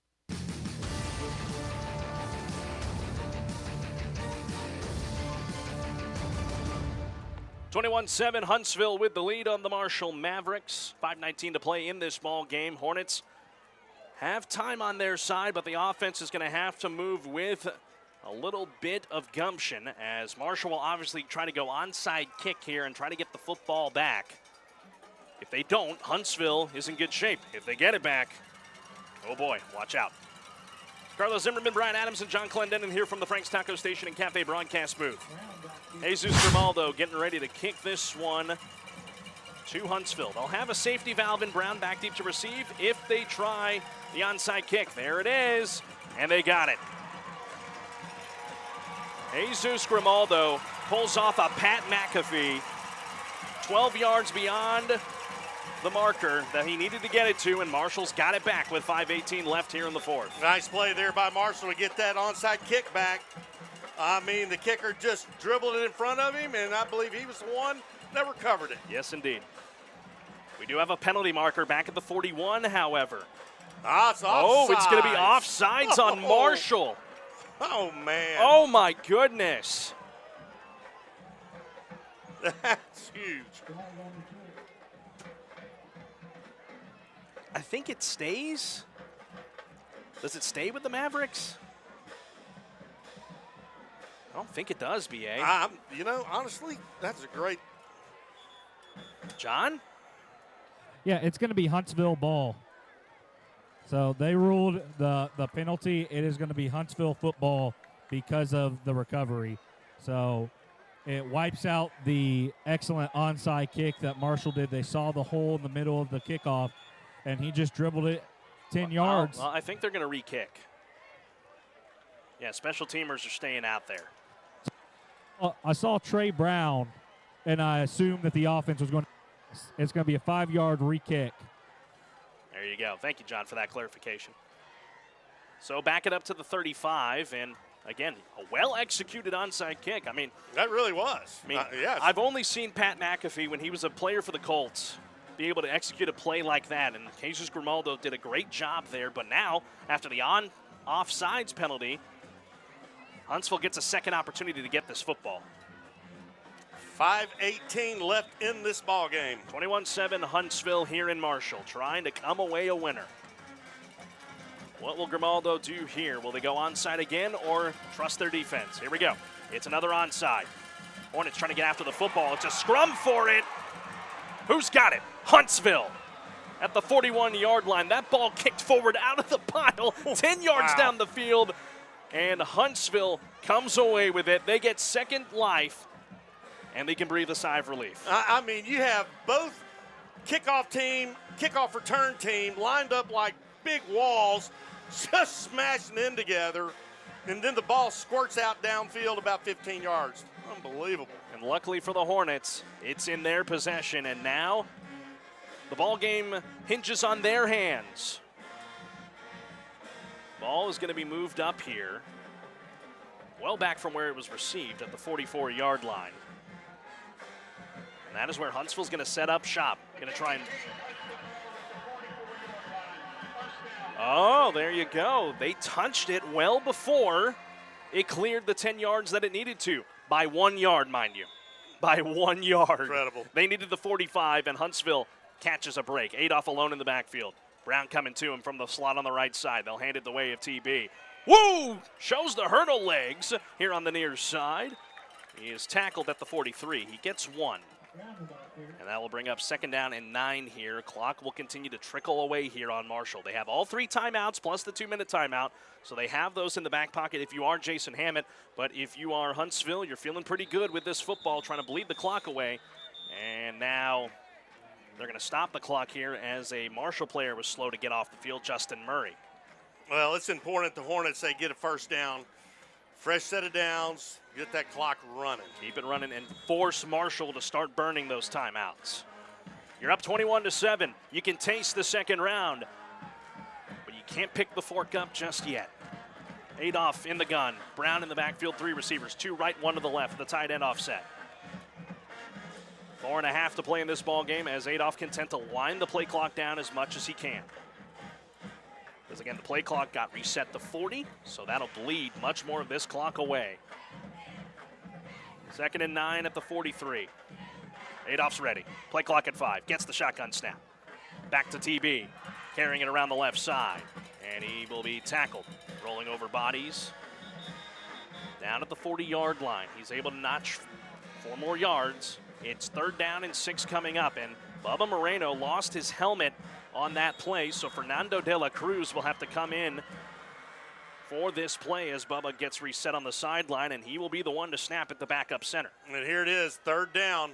Big 3rd down here for the Hornets. They need to really convert here to just stay in the driver's seat and run this game out. They need the 34-yard line, does Huntsville. 3.5 to play in this ball game, and Huntsville is going to let the play clock wind down and call their final timeout of the game. 3:24 left in this one. Huntsville's up 21-7. Let's take this on a University Heights Baptist Church timeout. Good finish coming here in Marshall after this.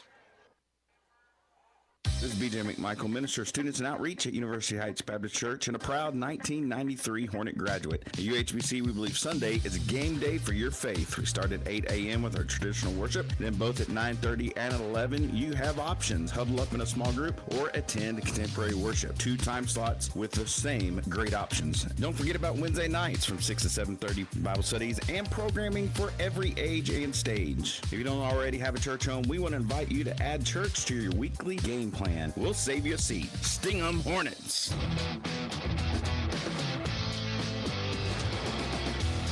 Welcome back to Marshall. 3:24 on the game clock. Huntsville's up 21-7 in this bi-district contest in 5A Division II Region 2. With Brian Adams and John Clendenin, I'm Carlos Zimmermann. 40-yard line here in Marshall territory are the Hornets. They need the 34 to extend the drive. Adolph will be alone in the backfield. Brown looking for the play call. He'll line up in the slot, part of a triple package here on the near side. Adolph, he's done it with his legs all night. He motions Brown back in and hands it to him. No, Adolph kept it himself. He's short of the first down. He loses his helmet on the back end of that play. It's 4th down. Marshall is yet to call a timeout. They have 3 left. It's 4th down and about 2 here for Huntsville. And it looks like Luther Joyner is coming in, play quarterback for the Hornets as Zay goes out because of his helmet. We had Luther, or Trey, as we call him. There's so many Treys on this team, BA. I know, it's crazy, isn't it? Trey Williams, Trey Sean Brown, Trey Scott III, Trey They're Joyner. all outstanding, you know. All very much outstanding.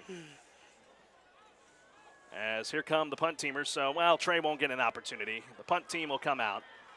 The clock will continue to roll here on Marshall. Play clock's going to get down to 10 here. Huntsville, will they go pooch punt here? And I think they're willing. They're going to be willing. Maybe will be willing to take the delay of game. Oh, no, they don't. They got it off with 1. Kulak, rugby kick, near side. Not fair caught at the 10. And forced out of bounds around the 25-yard line on the return. Look at this. They're at it again. Yeah, they are. And like, the play's so over. Poor Wesley Heineman. I mean, the discipline. Oh, man. And Brandon Richardson all over him. It draws penalty flags here. And again, it's not Huntsville's discipline. It's not. It is the Mavericks' lack of discipline and good sportsmanship, quite honestly. I mean, 2:27 to play in this ball game. Your Hornets are up 21-7, but we got another penalty marker we got to sort out.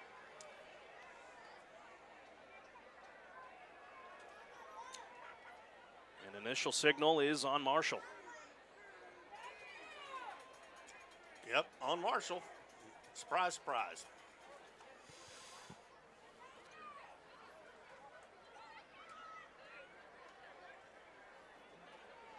You know, I think, Carlos, the Hornets came in here, played their Hornet brand of football, which was totally took the Mavericks off their game, and they have not known how to handle it this whole ball game, being strummed by the Hornets. I mean, you got to think, Huntsville, they came into this ball game thinking like, you know, it's a tall task in front of you. Marshall's a great football team.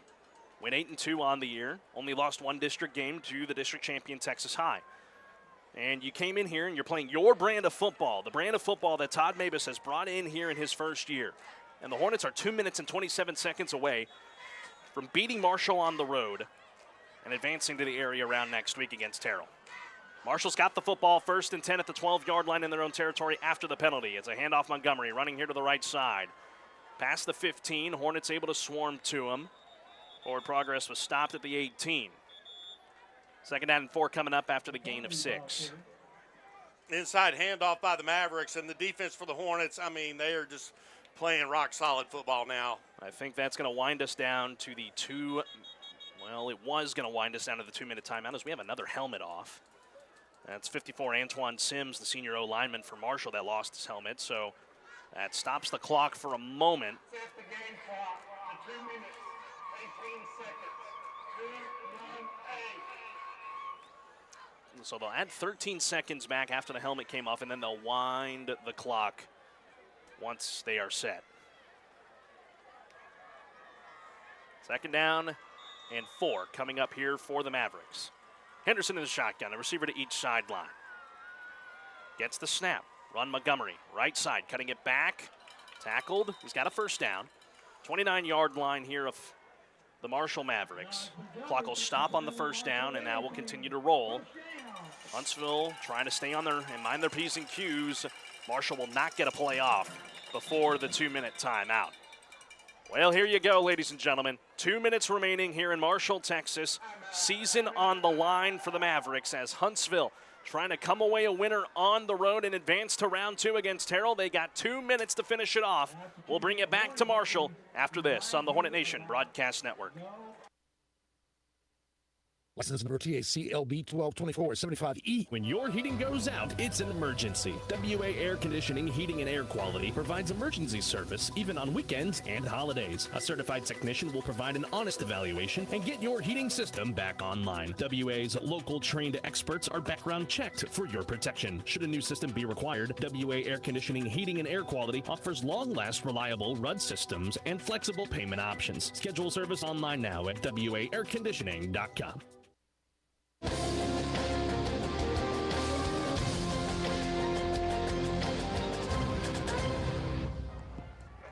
Welcome back, ladies and gentlemen, to Marshall, Texas on the Hornet Nation Broadcast Network. 21-7. Huntsville with the lead on the Mavericks. They are so close to the 2nd round.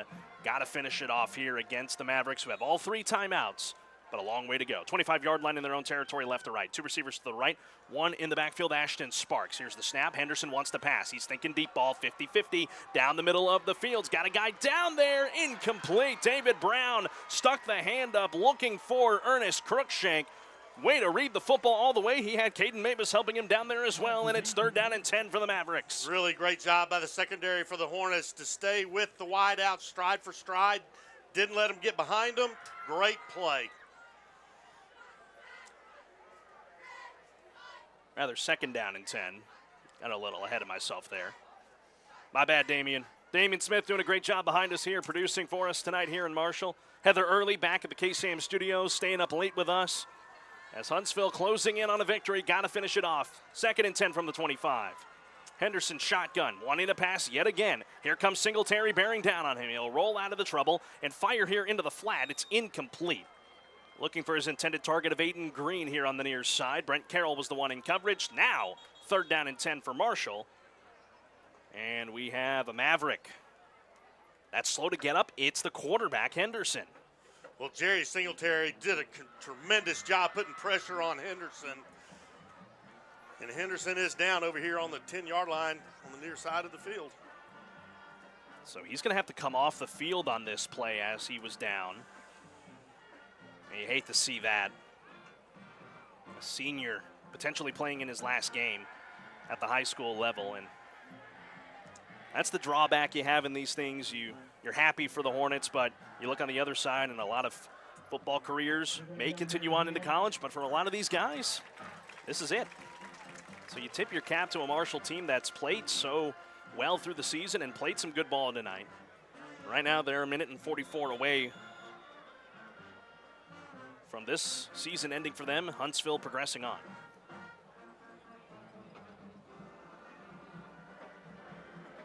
I wonder what Marshall will do here now with their quarterback on the sideline. What will they do on this play? It's 3rd down and 10 at the 25. Play clock's going to wind down all the way. Nope, now they'll reset it to 25 as it was an injury. Trying to see who that number is right there. That's going to take this snap. It's going to be the running back, Montgomery, out of the Wildcat. And we got a false start. Called on the Mavericks. Hornets lined up in a cover 3, which is three deep safeties to keep that long ball from happening. So now 3rd down and 15, and well, by proxy of that allows Henderson to get back into the ball game as he was only have to come off for one play. 3rd down and 15 for the Mavericks. Season on the line. Oh, now Henderson's coming off. He has got a heavy limp over there. Looks like his right ankle, right foot. There's something wrong with it. And Marshall is forced to call one of their timeouts. We'll keep things right here. We'll bring in John Clendenin here as we wind our way to a finish here tonight. He's going to have Zay Adolph and Trey Scott to talk to you here post-game, barring that Huntsville hangs on to this 14-point lead down the stretch. John, some things you're excited to talk to those young men about who played great games tonight and are poised for a round 2 berth. Yeah, talk to Zay Adolph about what they did differently in the second half and just his ability to take over the game on the ground. And then Trey Scott, he was the no-fly zone tonight. It didn't matter how many times they threw at him. He broke the ball up. I mean, he almost had about 3 interceptions. I'm sure he's kicking himself a little bit for that, but he's going to take this win here in East Texas. Wildcat here, Montgomery. He'll take it, run it here to the right side. He's got a little bit of room. He'll be forced out of bounds around the 29-yard line. That stops the clock with 1:38. So that saves a timeout for Marshall. Henderson still in the game for the Mavericks with a heavy limp. And this is it right here for the Mavericks. Here's your ball game right here. It's going to be at the 29-yard line. They need the 35 to extend the drive. Hornets, if they can get a stop, they can start putting themselves into victory formation. 4th down and 6 for the Marshall Mavericks at their own 29-yard line. The hill is tall to climb. The Hornets trying to slam the door. Here we go. Here's your ball game. Henderson in the shotgun. 2 receivers left. 1 here to the right side. 1 back with him is Montgomery on 4th and 6. Pressure coming for the Hornets. Throw to the near side. Too tall. Incomplete. Looking for the tight end, Russell Crawford. No flags. Trey Scott in coverage once again. Turnover on downs for the 4th time tonight for Marshall. And the Hornets are 93 ticks away from moving on to round 2. Man, what can you say about the Hornet defense tonight? They came to play, and they played big. Defense pitched a shutout for the first 43 minutes of this ball game. Marshall scored with 5 minutes left in this quarter.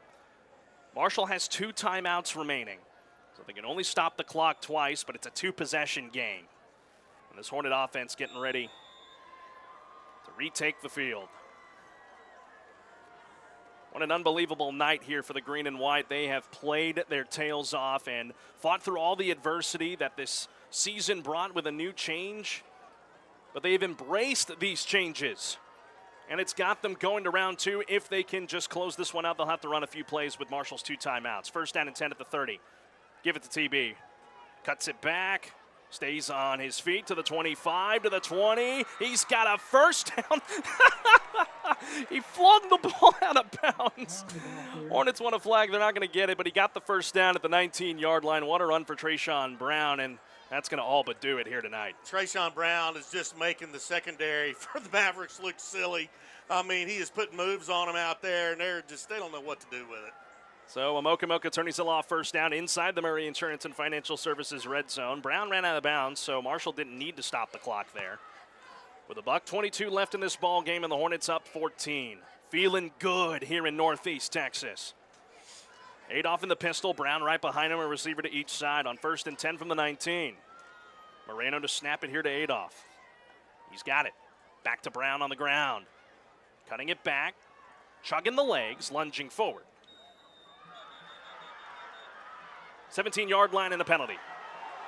Here we go. It's an all-out brawl now. This is sad. What a sad situation here in Marshall.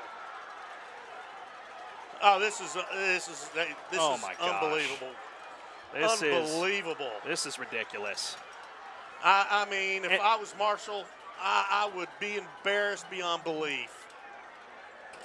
Folks, I know you can't see what's happening here, but there's no reason for that whatsoever. I mean, we got penalty markers, we've got referee hats all over the place. This ball game's well and over. It's frustrations boiling over for the Mavericks. And this is what I love about Huntsville.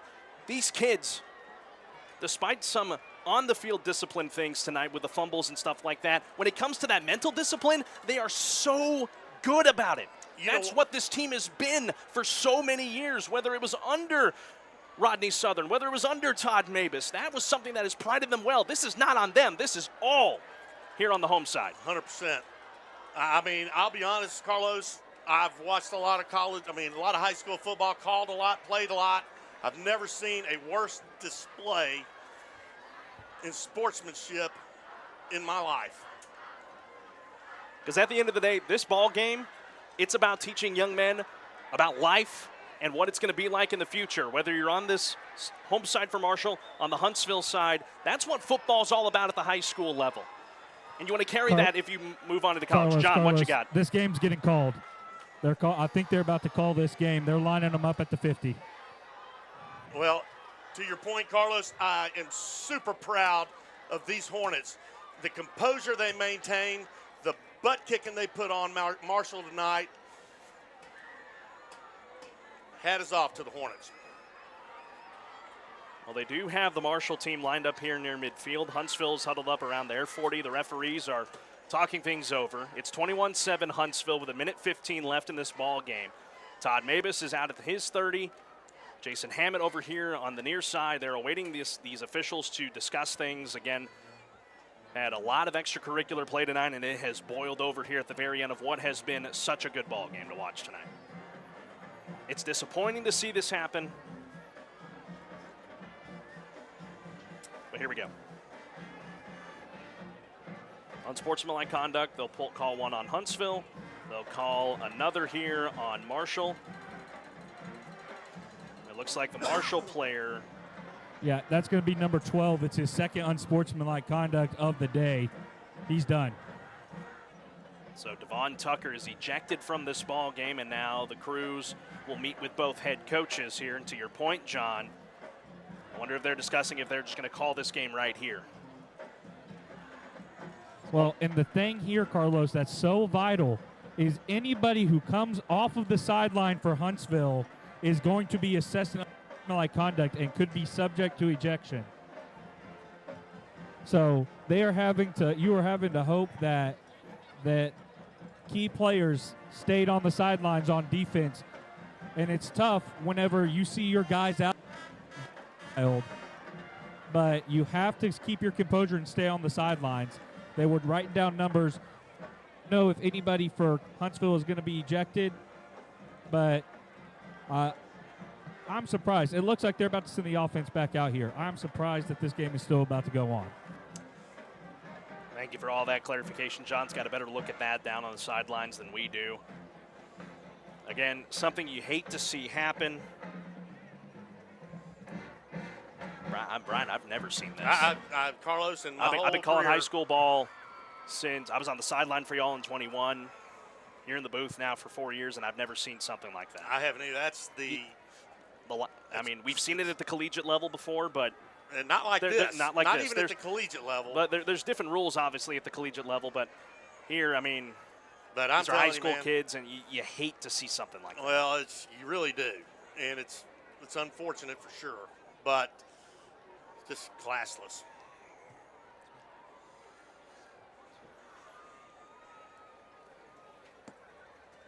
So they're trying to get everything sorted out. And again, a little bit ago, I mean, my heart was going out to the Mavericks because I know a lot of these seniors. They're playing in their last football game at the high school level, and I've been there. We've all been there. We've all been there. It's if you've played the sport of high school football, you've all been there. You've played your last game, and you hate to see a career come to an end. But when something like that happens, it just leaves a sour taste in your mouth. I admire the way Huntsville handled themselves right there, but something you just hate to see happen. You know, you got two really good teams, and one team just got popped in the mouth tonight, never recovered from it. But you've got two just wound up football teams and young guys, young, strong guys. So, yeah, you know, tempers flare, but what we saw this display tonight was ugly. And again, you admire the way Huntsville handled themselves in that situation. It's a testament to this coaching staff, to this 100%. Administration, to 100%. This school. Victory formation for the Hornets. Adolph will take the snap. I think this is going to be their way of calling this game. Clock will wind its way out. Well, Huntsville's got to run a couple more plays. He was running to the sideline ready to celebrate. Not quite yet, buddy. I got to run a couple more. I think a timeout actually was called.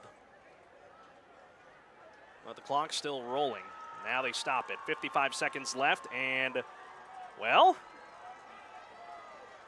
they're going to just get everyone gathered up here in midfield. All right. And the officials leaving the field, and this game is going to run its way to the finish. They have called this one good tonight. Well, how about your Huntsville Hornets? Coming here to Marshall on the road, getting a huge victory over the Marshall Mavericks. Clock will wind its way to 000, and Huntsville will get ready to celebrate. You are on to round 2.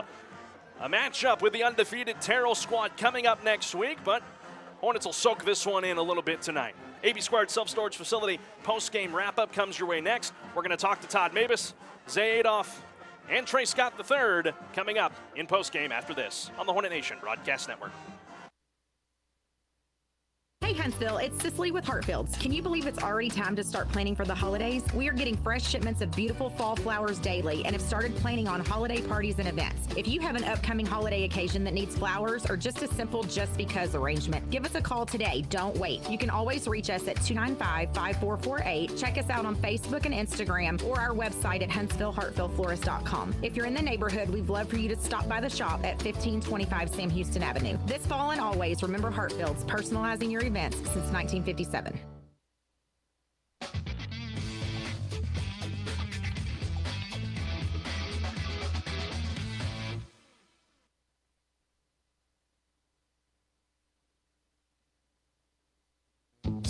Ready for a new ride? Then head to Bill Fink Ford in Huntsville and take advantage of huge savings during their year-end sales event. That's right, all remaining 24 models in stock.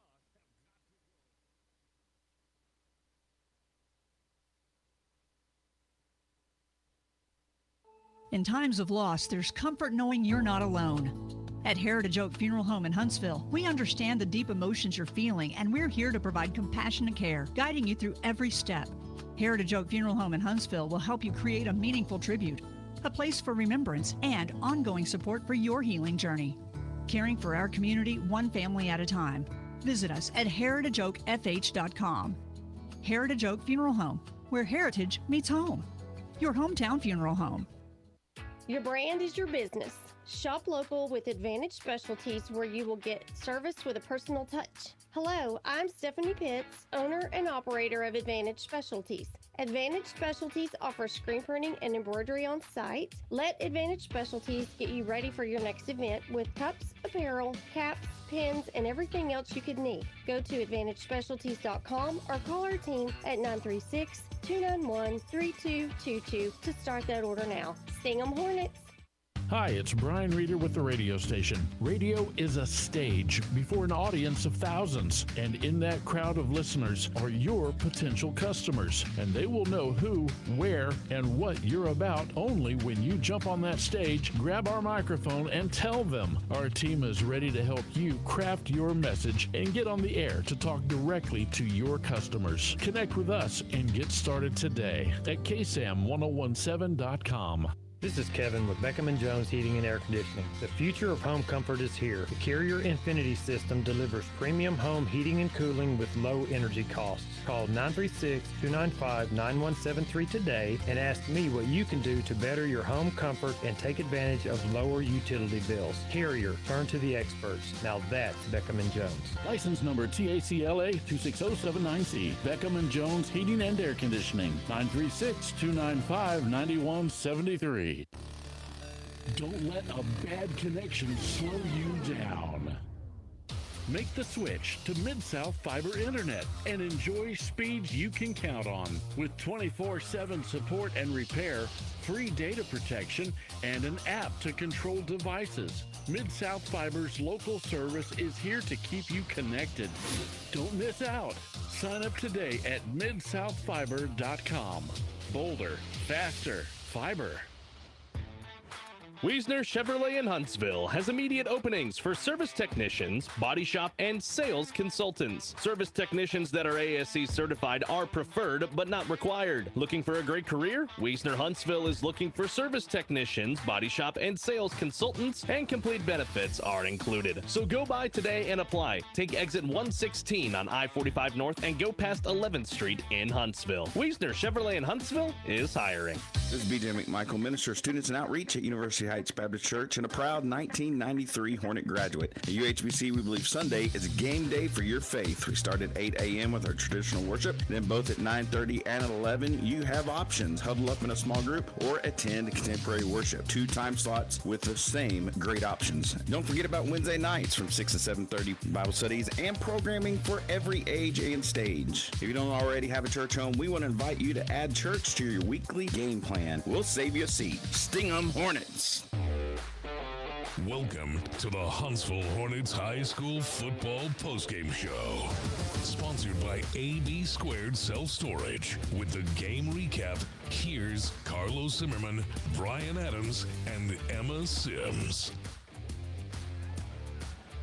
Welcome back, ladies and gentlemen, here on the Hornet Nation Broadcast Network, powered by KSAM Sports. Good to be with you here from Marshall, Texas. Your Hornets are on to round 2 as they knock off the Marshall Mavericks tonight, 21-7. Good to have y'all have joined us all night long, whether you're listening back at home on KSAM, on the KSAM mobile app, and on the live stream on the KSAM YouTube. What a fun one tonight it was for the Hornets. Ends a little sour with the brawl that we had at the very end of the ball game, but we'll move on past that. It's time to celebrate the Huntsville Green and White as they are off to round 2. What a first year for head coach Todd Mabus. Gets the Hornets into the postseason in his first year and comes away with a statement win on the road. No doubt about it, and what a ball game for the Hornets tonight. And to your point, you said a little while ago, Carlos, Coach Mabus' first year, a brand-new coaching staff, the whole 9 yards. But these guys, these Hornets, bought in, and they are just on a tear right now. And they absolutely punched Marshall in the nose tonight, and Marshall didn't know what happened. and that is Hornet football for you right there. Absolutely it is. So now Terrell, the Tigers, they await in round 2. As that information becomes available about round 2, we'll pass it along to you on our social medias. We will do our darndest to try and get you video rights so you here on your devoted fans of the Huntsville Hornets can watch the ball game for free on our YouTube channel. We appreciate all the support you've given us all year long, so we'll pass that information along as it becomes available, but that is who Huntsville has next, the Terrell Tigers. Where and when, we don't know yet. We'll be sure to let you guys know. Here in the AB Squared Self-Storage Facility post-game wrap-up, your Hornets win 21-7. John Clendenin is down there on the field. He is waiting for the huddle to break here, and they just had their prayer, and that's something I love about this team. They pray after every ball game. They pray before every ball game. Awesome stuff I love to see right there. Looking for John down there scanning the field, as now the captains will have an opportunity to address the team, which is another great thing I love that has been introduced here. You see the 4 captains right there: Jaden Bradford, Trey Williams, Trey Scott III, and Trayshawn Brown. 3 Treys and Jaden talking with the team and addressing them here as they get ready to go on to round number 2. Is John there with Coach Mavis? Oh, yeah. I think he's ready to go. John, let's talk to Coach Mavis. Big winner tonight. Coach, a big win.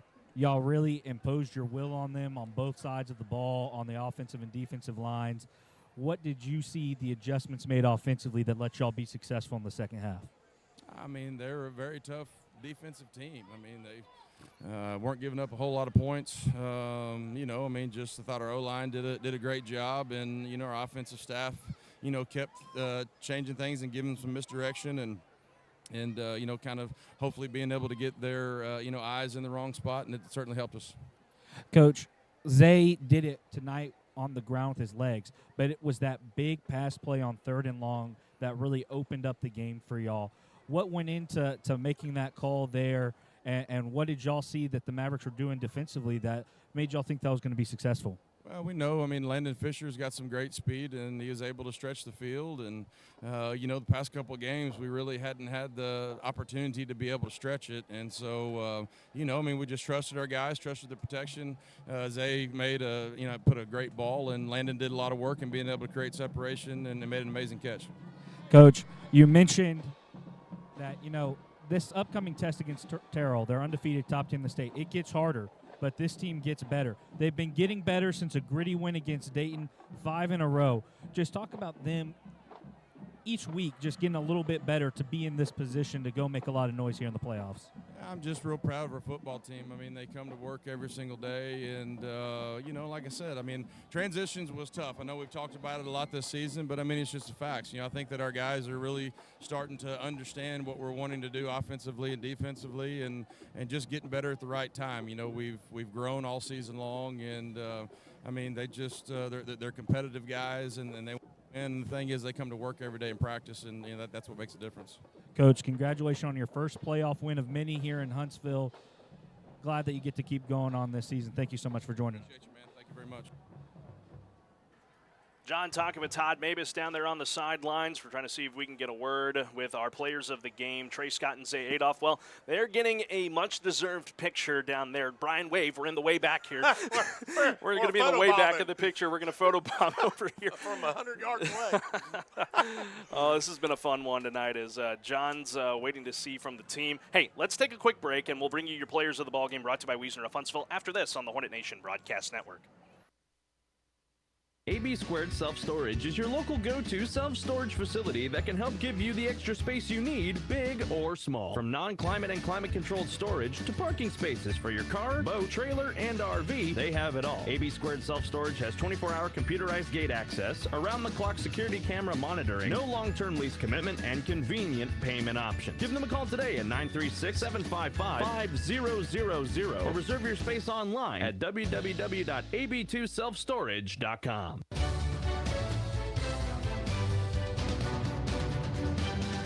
On a night where the lights shine the brightest, the Hornets win 21-7 here on the AB Squared Self-Storage Facility postgame wrap-up. Your players of the ball game brought to you by our friends at Wiesner of Huntsville as John Clendenin, he is getting ready to stand by with our players of the ball game tonight. I see both of them around the vicinity of John, but they're getting to talk with family and friends and coaches after a big win tonight. Looks like Trey's right next to you, John. There he is to the right. You can go one at a time. We got Adolph went off to go find Trey. We'll start with Trey because, Trey, you set the tone on defense. multiple pass breakups, that went right through your hands for interceptions. But you had a tough task tonight. These guys, they have big outside wide receivers, and you were on an island a lot of the night. Just talk about the coaches trusting you in that position, what it means to you, and how you prepared for this matchup. I just love how they let me play how I want to play the coverage is how I want to play it. They prepared me the right way, and they've done everything in their power, and then I'm just taking it and I'm putting it on the field. I'm the product of it. Trey, y'all had an outstanding defensive performance tonight. Shutout in the first half, only gave up 7 points all game against a Marshall team that had a dynamic rushing attack. What went into stopping that and limiting Marshall to 7 points and ending their season? We knew it would be a task, but, we just stayed focused and composed, and we just stayed locked in. We didn't let anything get to us, say somebody got a catch or a small run. We just stayed composed and got right back to it. Bringing in Zay now. Zay, you had the big run on the first play of the game. You made it happen with your legs tonight. What were you seeing offensively that let you be successful with your legs? You knew the run game was going to be good, but we knew we had to pass a little more too. I just have to, do my thing out there like I've been doing all season, and carry the team to a win. Zay, you mentioned that pass. You had that deep bomb that set up the second touchdown. What was going through your mind when you saw that ball leave your hand and you saw him behind the defense? I knew I just had to touch my line. They did a good job blocking tonight. I stayed in the pocket. I made my read and I threw it, and he caught the ball. Good ball placement and everything. All right, a question for both of you. What does it mean to get to play at least one more week with this group of guys? First year with Coach Mabus, a different system, but this group has grown so much this season that y'all get one more week with your brothers. It means a lot. We all talk to each other. We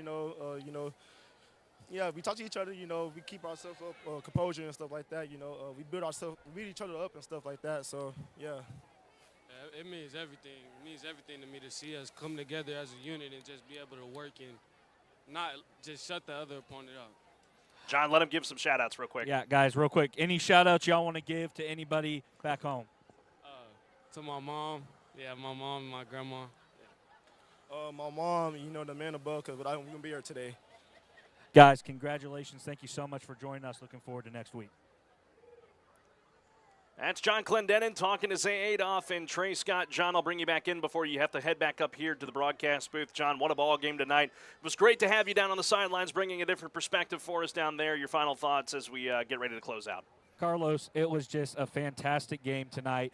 The end separately, these two teams, they fought hard, played really well. This is about that first quarters and 10 minutes is what high school football was about. I'm not going to let that taint what the victory tonight. Come a little closer, John. I know there's people walking in front of you. All right, here we go. All right. As I was saying, I'm not going to let the end of the game taint what the Hornets were able to do tonight. They asserted themselves on the line from the very start. They were in control the whole game. And if they can fix the little things, there is no limit to how deep this team can go in the playoffs. Thank you very much. John Clendenin down on the sidelines for us tonight. Appreciate all the hard work as we come back here inside the broadcast booth. Why don't we take one more break, and when we come back, we'll set up the matchup next week with the Terrell Tigers after this quick message from our friends at AB Squared Self-Storage. AB Squared Self-Storage is your local go-to self-storage facility that can help give you the extra space you need, big or small. From non-climate and climate-controlled storage to parking spaces for your car, boat, trailer, and RV, they have it all. AB Squared Self-Storage has 24-hour computerized gate access, around-the-clock security camera monitoring, no long-term lease commitment, and convenient payment options. Give them a call today at 936-755-5000 or reserve your space online at www.ab2selfstorage.com.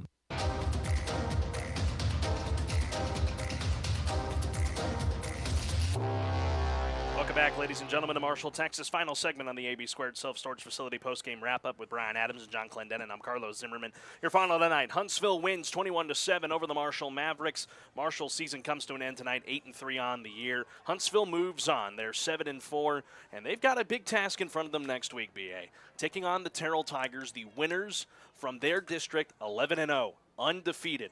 But you look at this ball game tonight. There were some doubters that said, could Huntsville go 3 hours away from home and win big on the road? Well, they did just that. Step number 1's complete. You got 5 more in front of you to get to a state title game. You go one game at a time, go 1-0 each week. How do the Hornets next week against an undefeated Terrell team go get that win to move on to round 3? Well, first of all, my hat is off to these Hornets. Congratulations on a huge win. Coach Mavis, his staff, total team win. You know, excuse me, 3 hours away from home, no big deal. Marshall is a tough team. Obviously, we watched the last part of it, which was not really good. But you know what? The Hornets kept their composure. And they're bought into Coach Mavis' system like you talked about. These guys are playing some football at an incredible level. And I agree with John. If they can fix these little things, there is not a team in the state of Texas in 5A that will beat these Hornets. They've got to put those little things together, though. Those mental mistakes that cost on big plays, clean that up. Man, we may end up in Jerry World. Well, we'll not look too far ahead. Round 2 is coming up next week. Again, we don't have any information outside of who Huntsville will play. They will play the Terrell Tigers, which is a town about I'd say about an hour east of Dallas. So another potential long trip ahead for the Huntsville Hornets. We'll see how things pan out. But either way, we will be there every step of the way. We at the Hornet Nation Broadcast Network. Unfortunately, for me and Brian, we're going to be in Tennessee next week, so sadly we are not going to be able to be with you. I'm going to do my best to put together a great crew that'll bring you the broadcast wherever the game will be next week. I'll call Colin. We'll see if we can get him up in there, and then we'll find him an analyst as well. And that's what I love about the team that we have here. We have so many great guys, even guys that are no longer on our staff, that are willing to come back and give back to this program and have done great work for us in the past and continue to do great work for us. And you know what? You're absolutely right, Carlos, and that's a huge testament to you. That is on you, and these guys and girls are fantastic at what they do, and love it when we get to be with them as a team at a ball game. So we hope to be back on the call for a round 3 matchup for the Huntsville Hornets. They got to get it done next week against Terrell. Big game coming up next week. We say all of that to say this: get out to wherever that ball game's going to be. Whatever the day is, whatever the time is, be there. Be loud. Wear your green and white. Be supportive. Help these guys get to round 3, and they can't do it without you guys. We had a great crowd here in Marshall Huge tonight. Crowd. Here for round number 1. Appreciate everybody that made the drive out here to Marshall for round 1. And the former head coach of both teams who drove 2.5 hours to be here. Yes. I mean, come on. Tip your cap to Coach Southern for being here for his former squads. And we appreciate everyone that made the trip out here, and we can't wait to see you all wherever the game will be next week. We're going to put in for video rights. We're going to see if we can get it for y'all. If not, either way, we will bring you the broadcast right here on your home of the Hornets, 101.7 KSAM. Brian, last thoughts before we say goodnight. Total team win. Super proud of these Hornets. Let's go beat Terrell next week and sting them. Sting them. Amen, brother. That'll do it for us tonight. That closes out the AB Squared Self-Storage Facility post-game wrap-up. Appreciate everyone that made this broadcast possible. Heather Early, burning the pot of coffee back at the flagship for running the dials for us. We appreciate you. Our man Damien Smith, he's been a great part of our team. Everyone's been a great part of our team, but we appreciate Damien running the dials here behind us here in Marshall. John, thanks for joining us here tonight. Glad to have you on a night where you weren't somewhere else and getting to be on the sidelines with us. We appreciate all the hard work you put in for this ball game tonight. And with that said, also want to thank our great staff back at KSAM, Brian Reeder, along with Glenn Edwards and William Franz, Tracy Downey. We can't do it without them as well. For my esteemed broadcast colleague Brian Adams and our entire Hornet Nation Broadcast Network crew, we wish you a wonderful rest of your Friday evening. I'm Carlos Zimmermann. Enjoy your weekend. See you next week, wherever we'll be. Huntsville versus Terrell, area round with a trip to the regional semifinals on the line. And as always, friends, have a pleasant tomorrow. And as always, 1, 2, 3, BA. Sting 'em, Hornets. Good night. God bless, and so long from Northeast Texas. Here in the Athens of Texas in Marshall. Hornets win it, 21-7. Good night. This has been the AB Squared Self-Storage Hornets High School Football Postgame Show on KSAM. People trust local radio. When listeners hear about your business on your hometown radio station, it feels like a friend is recommending you. Hi, Brian Reeder with the radio stations. That's the power of a radio station that's been serving our hometown for nearly 90 years. Personal, local, and trusted. And when you connect with the community, they remember you when it matters most. Let us help you build your business. Start today at KSAM1017.com. I love playing sports, especially for my school. And that's because school sports are special.